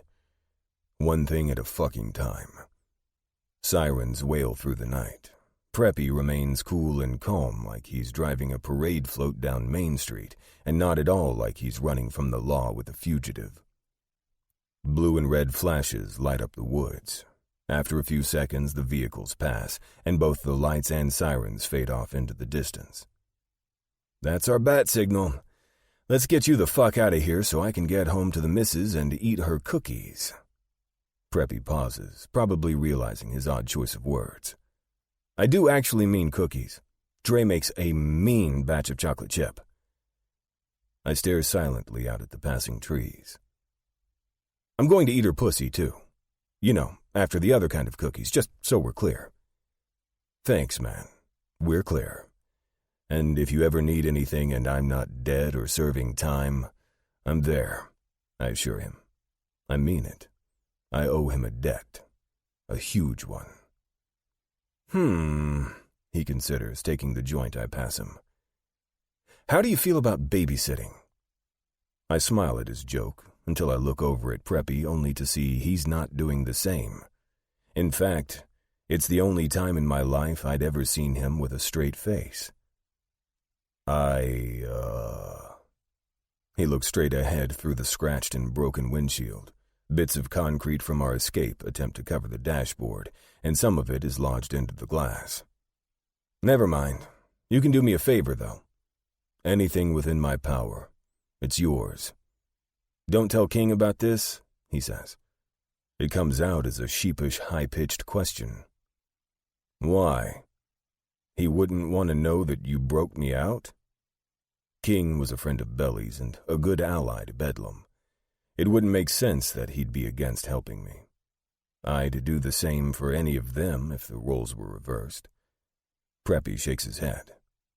Oh, no, he knows I broke you out. I just sent him a text to tell him it's over. The grand escape is complete. He steps on the gas. But he don't gotta know I used his truck to do it. 12. Grim. I scan over the faces of my family. Marcy, Sandy, and Hayes and I are all in the war room behind my office at the reservation. Neither the police, the feds, nor the task force have jurisdiction here, so for the time being it's the best place to come up with a plan. Lemming's got cars posted at the exit of the res. The second you try to leave, he's going to take you in, Marcy says. I thought as much. I'll talk to the chief and figure out a way to get out undetected when it's time, but right now, we've got two major problems. The first being Trix. Bethany's got a source inside Los Muertos. Gabby, Trix's friend. We know that Trix is alive, but it's all we know. Marcy wraps her hand around the steaming mug in front of her and leans her elbows on the table. Emma Jean is one of the good ones. There aren't many out there left like her, so go get her the fuck out of there and bring her home. I place my hand over hers. I'll grab the duffel bags and round up what ammo and weapons we have available here. I'll check the storage room and take a look into a few of Digger's old hiding spots to see what he might have stashed, Hayes offers. Good, I reply. Sandy, you do what you were doing before Lemming interrupted. Get back on the phone and continue to round up as many of our men as you can. Tell them to meet us here as soon as possible. We'll need all the trigger fingers we can get. It'll take a little time, Sandy tells me, pulling out his phone and dialing. He holds the phone to his ear. I shake my head. Time is not something we have, brother. Sandy holds the phone to his ear. I'm on it, he assures me, leaving the room. What's the other major problem? Marcy asks. You said we have two major problems, but only addressed the one. I look her in the eyes and take a deep breath that does nothing to make me any more prepared to tell her the truth. Belly didn't die of heart failure. He was poisoned. How? By who? Sandy asks, jumping from his chair. Not sure, but Lemming showed me the coroner's report. Marcy sniffles and wipes her teary eyes.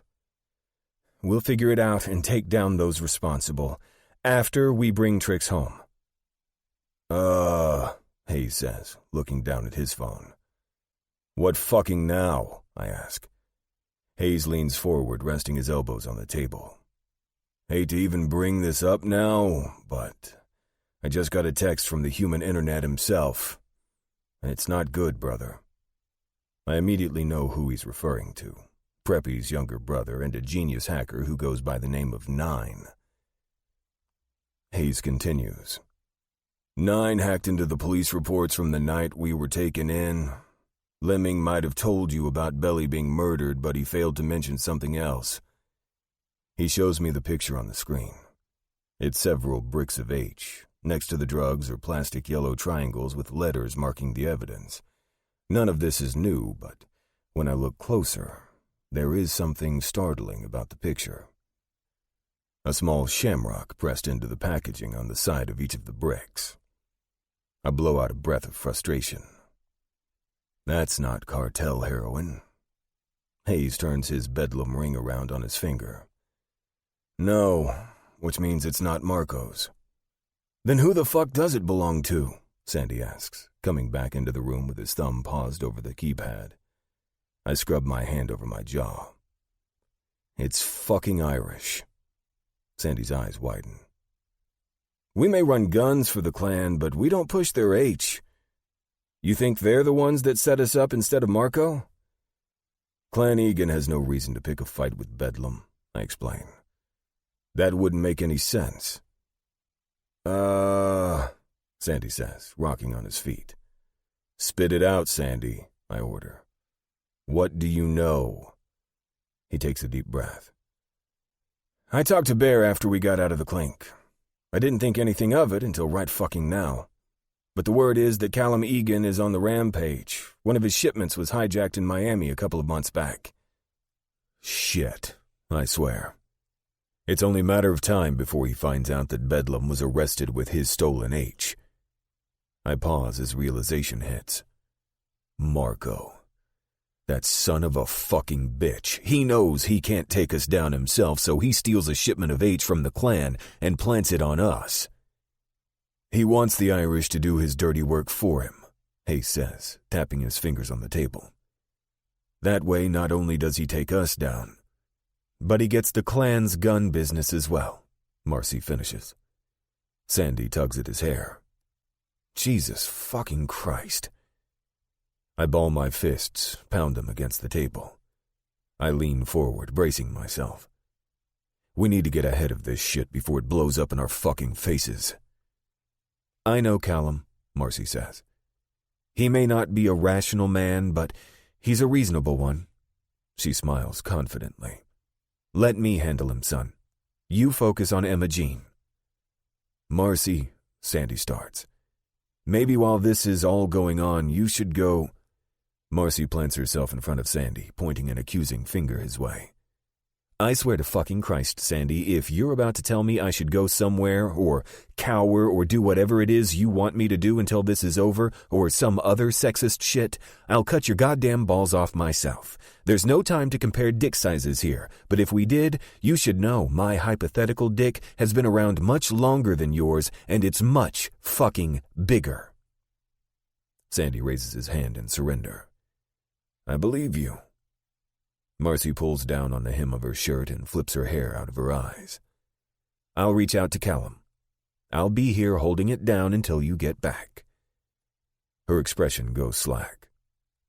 I'm the foundation of this house, and I'll continue to hold it up like I always have, but it's up to you to make sure it doesn't burn down.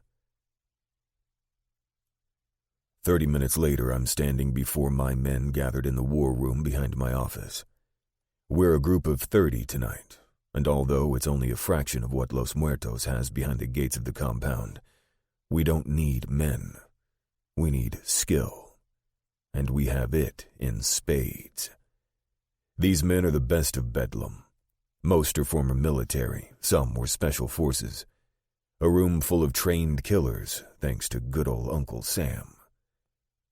It's the first time since Belly died that I've had them all in front of me in an official capacity, and it feels wrong that Belly's not here. But right, all at the same time, which isn't how I was expecting it to feel. And although this mission is for tricks, a small part of me wants to prove to Belly he wasn't wrong by leaving Bedlam in the hands of a man who up until the age of 16 didn't even speak. Marco has my girl, I start. The room grows quiet. You got a woman? One of the men asks from the back of the room. Like a real one?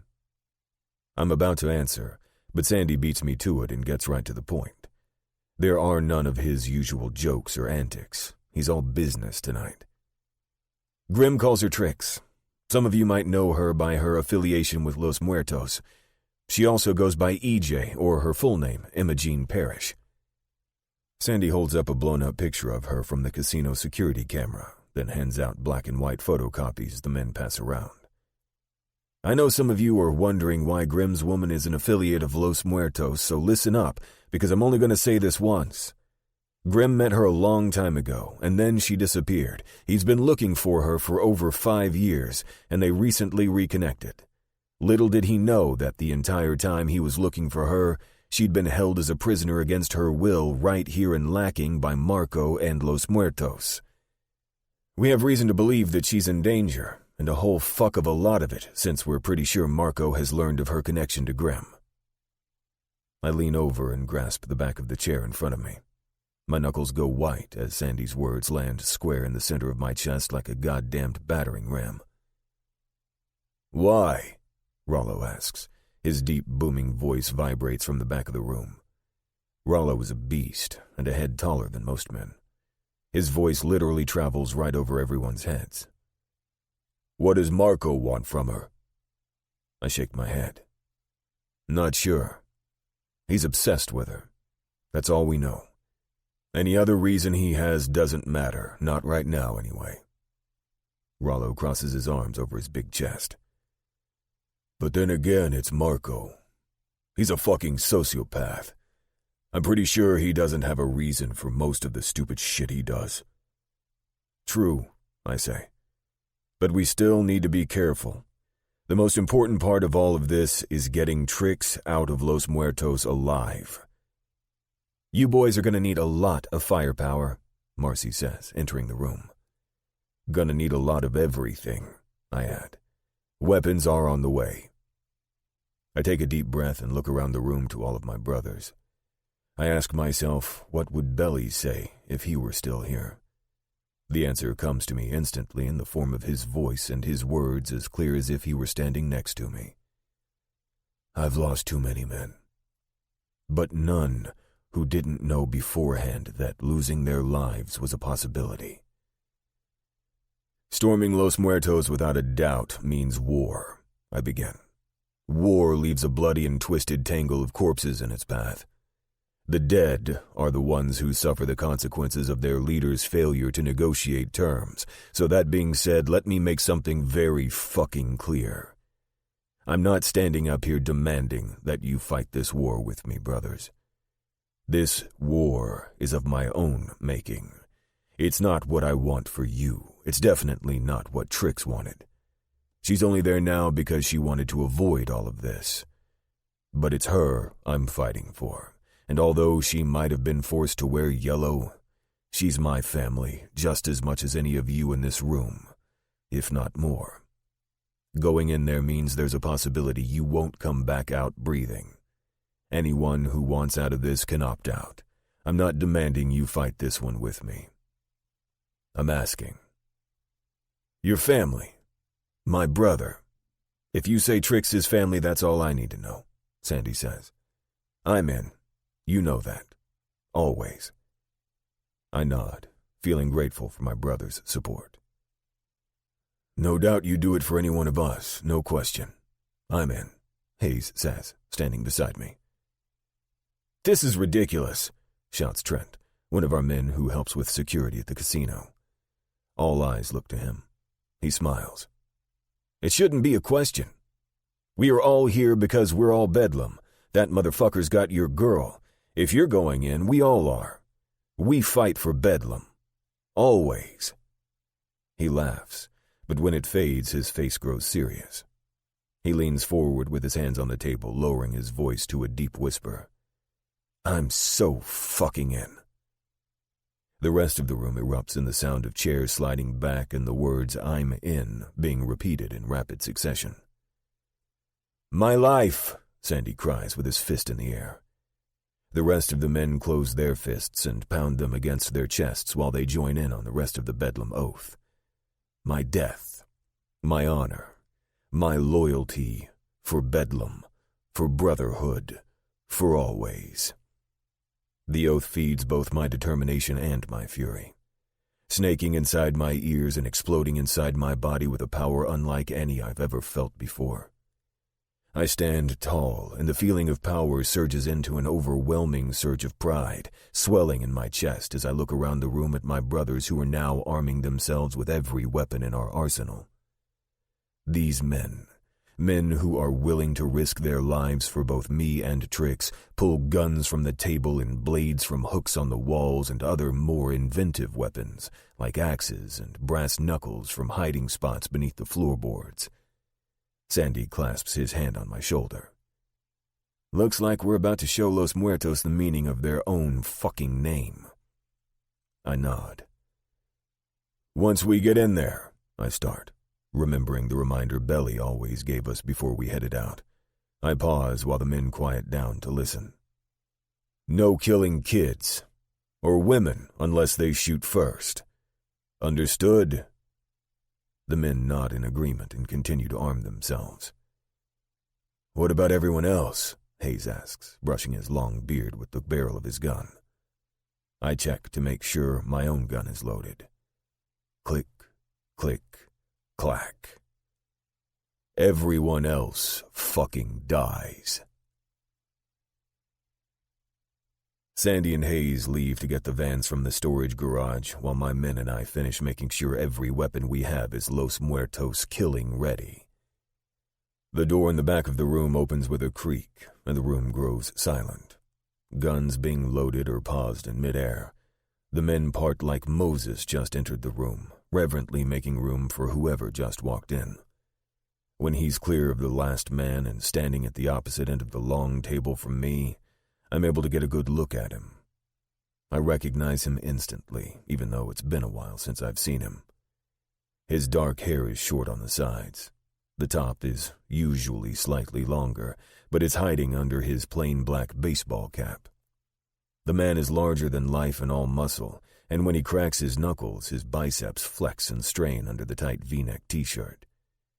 He's wearing all black from head to toe, but what sets him apart are the black-studded leather belts he wears wrapped around his forearms. I know this man. Those belts aren't decorations. They're weapons. Weapons I've seen him wrap around a neck or two during the few occasions Belly had brought me with him up to Logan's Beach for reasons that always started with killing and ended with one fuck of a good party. "King," I greet with the tip of my chin. King walks around the table and more men move aside to give him room to pass. "Grim," he returns. "Didn't expect you here. If I sound surprised, it's because I am." King is otherwise known as the King of the Causeway and Logan's Beach. He's got his own problems to solve, his own operation to run, plus he's a family man now with a wife and a gaggle of kids. King lights a cigarette and tucks the pack into his back pocket. "Bear called me from his ride to Atlanta. He said you might be in need of an extra hand." He looks at the weapons on the table and in the hands of the holsters of my men. "Or gun." I nod. "Bear's right. The more guns and fingers willing to pull triggers, the better. But I thought you went legit." He shrugs. "I got people to believe I did. That's all that matters." King blows out the smoke. "But I'm here because Belly always came through for me in a pinch. Sorry to hear about him, by the way. He was a good one. I wanted to come to the service, but my girl was in the hospital giving me another beautiful mouth to feed," he says with a crooked smile and arching a scarred eyebrow. I'm not in a celebratory mood, but I manage to say, "Congrats, man." He looks me over like he's taking me in, thinking. "Thanks," he says. "But do me a favor, and say that to me again when this is all over and you mean it. There'll be plenty of time for all the catching up shit later." He picks up one of the larger semi-automatic guns from the table, testing the weight of it in his hands with his cigarette dangling from his lips. He takes it from his mouth and scratches the stubble on his jaw. He locks his dark green eyes on me. "Bear said your woman is in trouble. That right?" I light my own cigarette. "I wish it weren't." King blows smoke out through his nose. He straps the gun to his back. "Then what's the motherfucking plan?" It's a simple one. Kill them all, and hope she's still fucking breathing when it's done. King tightens the belts around his arms. "I know how this feels, man, trust me. I know, and it ain't fucking good." He points his cigarette at my chest. "But trust me when I say it's going to feel a fuck of a lot better when you're killing all the people standing between you and her." I strap my own gun to my back while the rest of the men start taking the weapons outside to load them into the vans. I'm not sure of a lot right now, man. But of that, I raise my hood. I have no fucking doubt. 13. Emma Jean. Young lovers, kept apart by the feuding of their families, stole kisses in secret, behind barns, in the middle of pastures, in the confession booth after Sunday Mass. One night they met under a full moon. They made their way out of town and were married in secret, with only the minister's wife and grown daughters as witnesses. They consummated their love in a hayloft of the minister's barn, while whispering words of forever and planning their future. In the morning, they reassured one another that everything would be fine. They planned to tell their families what they'd done that very afternoon. As they walked hand in hand back to town, confident in their love and their family's forgiveness, a fire brigade raced past them on the road. It turns out they didn't have to tell their families at all. A plume of black smoke filled the sky right above where the minister's house had been. They knew. As a result of my shitty circumstances, even my fictional escapes are becoming more and more hopeless. Mona enters the room, as if to prove home that very point. I didn't think it was possible to hate someone just as much as I hate Marco, especially someone I share a history with. But it is. I hate everything about her, and after I'm free, I'm going to make sure she feels every bit of that hatred. Her gaze darts to my naked body. She has a fixed look of disgust written all over her face. At first, I think it could be because I'm tied up and battered, but her gaze lingers, roaming from my breasts to between my legs and back again. It's not disgust. It's something else, something more. Mona's eyes darken, but this time not with her usual evil, but with lust? Holy shit, it is. It's lust. I don't have time to be surprised by her reaction or sexual orientation. I'm sure if I searched the corners of my mind, I would see the signs written in the past. But I don't have time for that shit right now. If she were anyone else, maybe someone who wasn't out to kill or torture me, I'd congratulate her and support her by telling her to live her truth. But Mona isn't anyone else. And she is down for the kill and/or torture of my person. Plus, I've been looking for a way to gain Mona's trust in order to escape, and the look she's just given me might be the wedge in the door to my escape. It's up to me to blow that door off the fucking hinges. Do you remember when we were younger, and you and I used to play hide-and-seek with Gabby in the backyard of our foster home? I ask with false hesitancy, looking at the floor as I speak. Mona looks up and appears startled, like she's been caught doing something she shouldn't. She pauses for a second, then nods because I don't think she knows what else to do. She's off guard and hasn't yet had time to put her angry psychopath persona back in place. I have to act fast. I continue. Do you remember we'd leave Gabby counting beside the shed outside while we went inside to watch TV? How long was she out there, searching for us while we watched Hannah Montana reruns? A long time, she says. At least 2 or 3 episodes. Her lips flatten suddenly, as if she realizes she'd been smiling. I keep my words small and my voice low. I liked watching TV with you. You knew all the words to the songs, I say on an almost whisper, recalling every last memory I have of our childhood. Any truth I can use as ammunition to load my gun of lies. I just hope the bullets will be strong enough to penetrate the evil surrounding Mona's black heart. That is, if she even still has one. What are you trying to do here? She asks skeptically, pursing her lips. I let my gaze trail up her body and press my teeth into my bottom lip.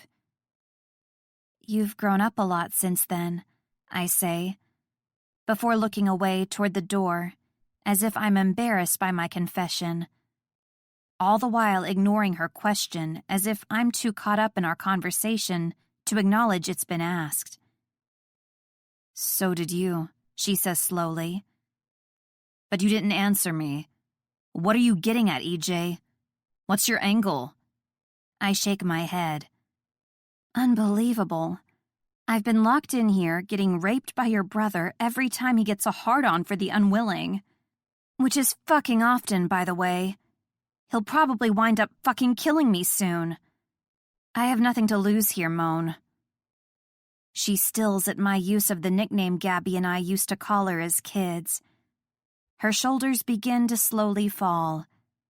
I continue chipping away at the monster she's become, searching for a sign that the girl she once was might still be alive and be hiding somewhere underneath all that hate. Moan, I plead. This time Mona winces.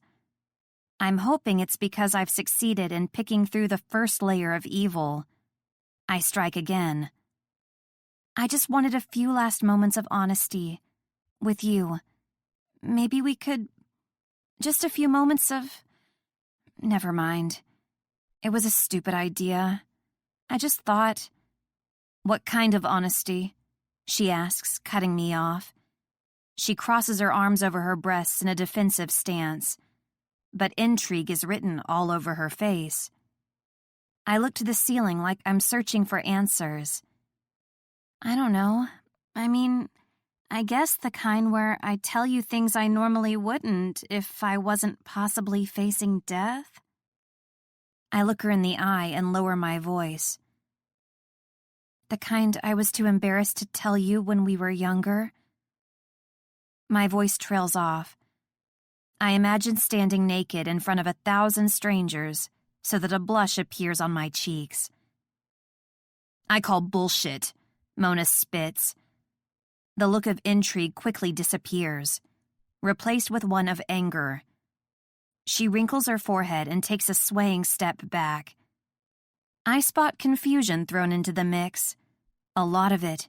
She's wrestling with this, with me, with the truth, with possibility. All hasn't yet been lost. I'm still in the game, and I will fucking win. I shrug as much as I can with my arms bound above my head. You can call it whatever you want. I'm tied up. I have nothing to gain. Her eyebrows arch with skepticism. Come on, I say. You had to have seen it. The looks I used to give you when we stripped the clothes off our Barbie dolls. The way I used to tease you more than anyone else. Yeah, she answers with hesitance. I've tossed out the line, and she's chasing it. Now to reel her in. I was a kid with a crush. That's how I thought it was done. That does make sense now that I think about it, she says, taking a step forward. The hook is now in her mouth. I think she's coming to the bed, but she passes me and goes into the bathroom. I hear running water. A moment later, when she comes back out, she's holding a large plastic bowl and wringing out a washcloth. She sits beside me on the mattress. You're a mess. Let me fix you up. Thank you, I whisper, sounding like a dying soldier grateful for a nurse's touch. Mona begins to wipe the warm, soapy washcloth over my sensitive and bruised skin. If you're playing some sort of game, then stop right now, Mona warns, pausing the cloth over my right nipple. No matter what you say or do, it's not going to set you free. I can't set you free. Oh, but you can. Just not in the way that you think. I know that, I say. And I'm not asking you to set me free. I'm just asking for... She moves the cloth slowly down my stomach, and I pretend to hiss when she reaches the sensitive spot between my legs. It feels like an invasion, like death. It's made worse by her gentle touch. At least Marco was a proper rapist. Violent, rough. My body knew how to respond, how to detest him. In this moment, I want to chop off her arm and feed it to her inch by inch until she chokes on it. But I maintain my role as seductress. Maybe just a little happiness in all this darkness. Mona smiles, and it's genuine. It's the first time I've seen her smile since I knew she was one of the people responsible for me being tied to this bed. I hate her, but memories of my childhood, where that smile was a semi-regular occurrence, begin to flood my memory. I push them back down because they aren't going to help me now. Mona isn't that girl anymore, and what she's become. There is no going back. So I don't go back. Now, a little happiness? She asks in a low, sultry voice. That I can manage. She cups my vagina with the cloth, and I close my eyes and moan as if in ecstasy and not agony. She continues to wipe the dirt and her brother's filth from the rest of my body before climbing over me on the bed. She presses her lips to my stomach.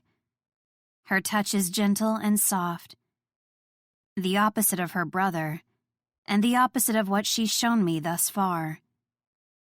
It doesn't feel good because I don't want her to touch me, but physically it doesn't feel terrible either. However, I'm going to have to make this show real in every way possible to convince her that I'm into this, that my words are truth. So I close my eyes and picture the one person whose hands I do want on me, whose lips set my body to tingles, whose words make me melt into a pool of lustful want. Mona trails her lips and tongue around my nipple. I imagine it's Grim. It's hard at first because she feels so different than he does. Smaller, softer. But acting isn't going to get me out of this mess and save my life. I have to actually feel it. I continue to picture Grim, sucking my nipples into his mouth and swirling his tongue over the sensitive bud. I imagine it's him they're growing hard for. Him I'm wet between my legs for.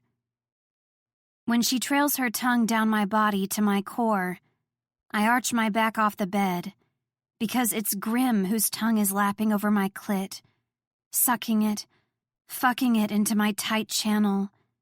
I almost buck her away when she pushes a finger inside of me, but when she adds another, it's easier to imagine it's one of Grim's fingers, caressing me from within, hooking and rubbing me in just the right spot. It's his warm mouth making me writhe off the mattress. And finally, it's Grim who makes me come undone. Mona looks up at me and pushes her long dark hair behind her ears. She wipes her mouth with the back of her hand. Her eyelids are hooded, eyes shining and black as night, gleaming with satisfaction. "You came," she says. "You really weren't lying." "I did come, but not for you, bitch." I shake my head and try to catch my breath. "No, I really wasn't lying." She shifts to the side of the bed. Her fingers tap the side of her jaw. Now is my chance. "Look, I don't expect you to release me, or even untie me so I can return." Mona cuts me off by leaning over and kissing me full on the lips. Her tongue darts into my mouth, and I briefly taste myself before she breaks the kiss and sits back up. "Only your legs and one arm," she says wickedly, pointing her finger at me like a naughty schoolteacher scolding her pupil. She stands and crosses the room to make sure the door is locked. When she comes back, she unties my feet, and as promised, just one of my arms. It's all I need. The second she's done with the knots, I grab her face with my free hands and kiss her with all the passion I can muster. I push her down onto the bed and raise her dress over her head, tossing it to the floor before lowering my mouth to her nipple. I lick around the hardened peak before sucking it into my mouth, releasing it with a pop. She moans and rubs her thighs together. I move down her body, slowly kissing and sucking her non-bruised, perfect olive skin. I work my way down to her thighs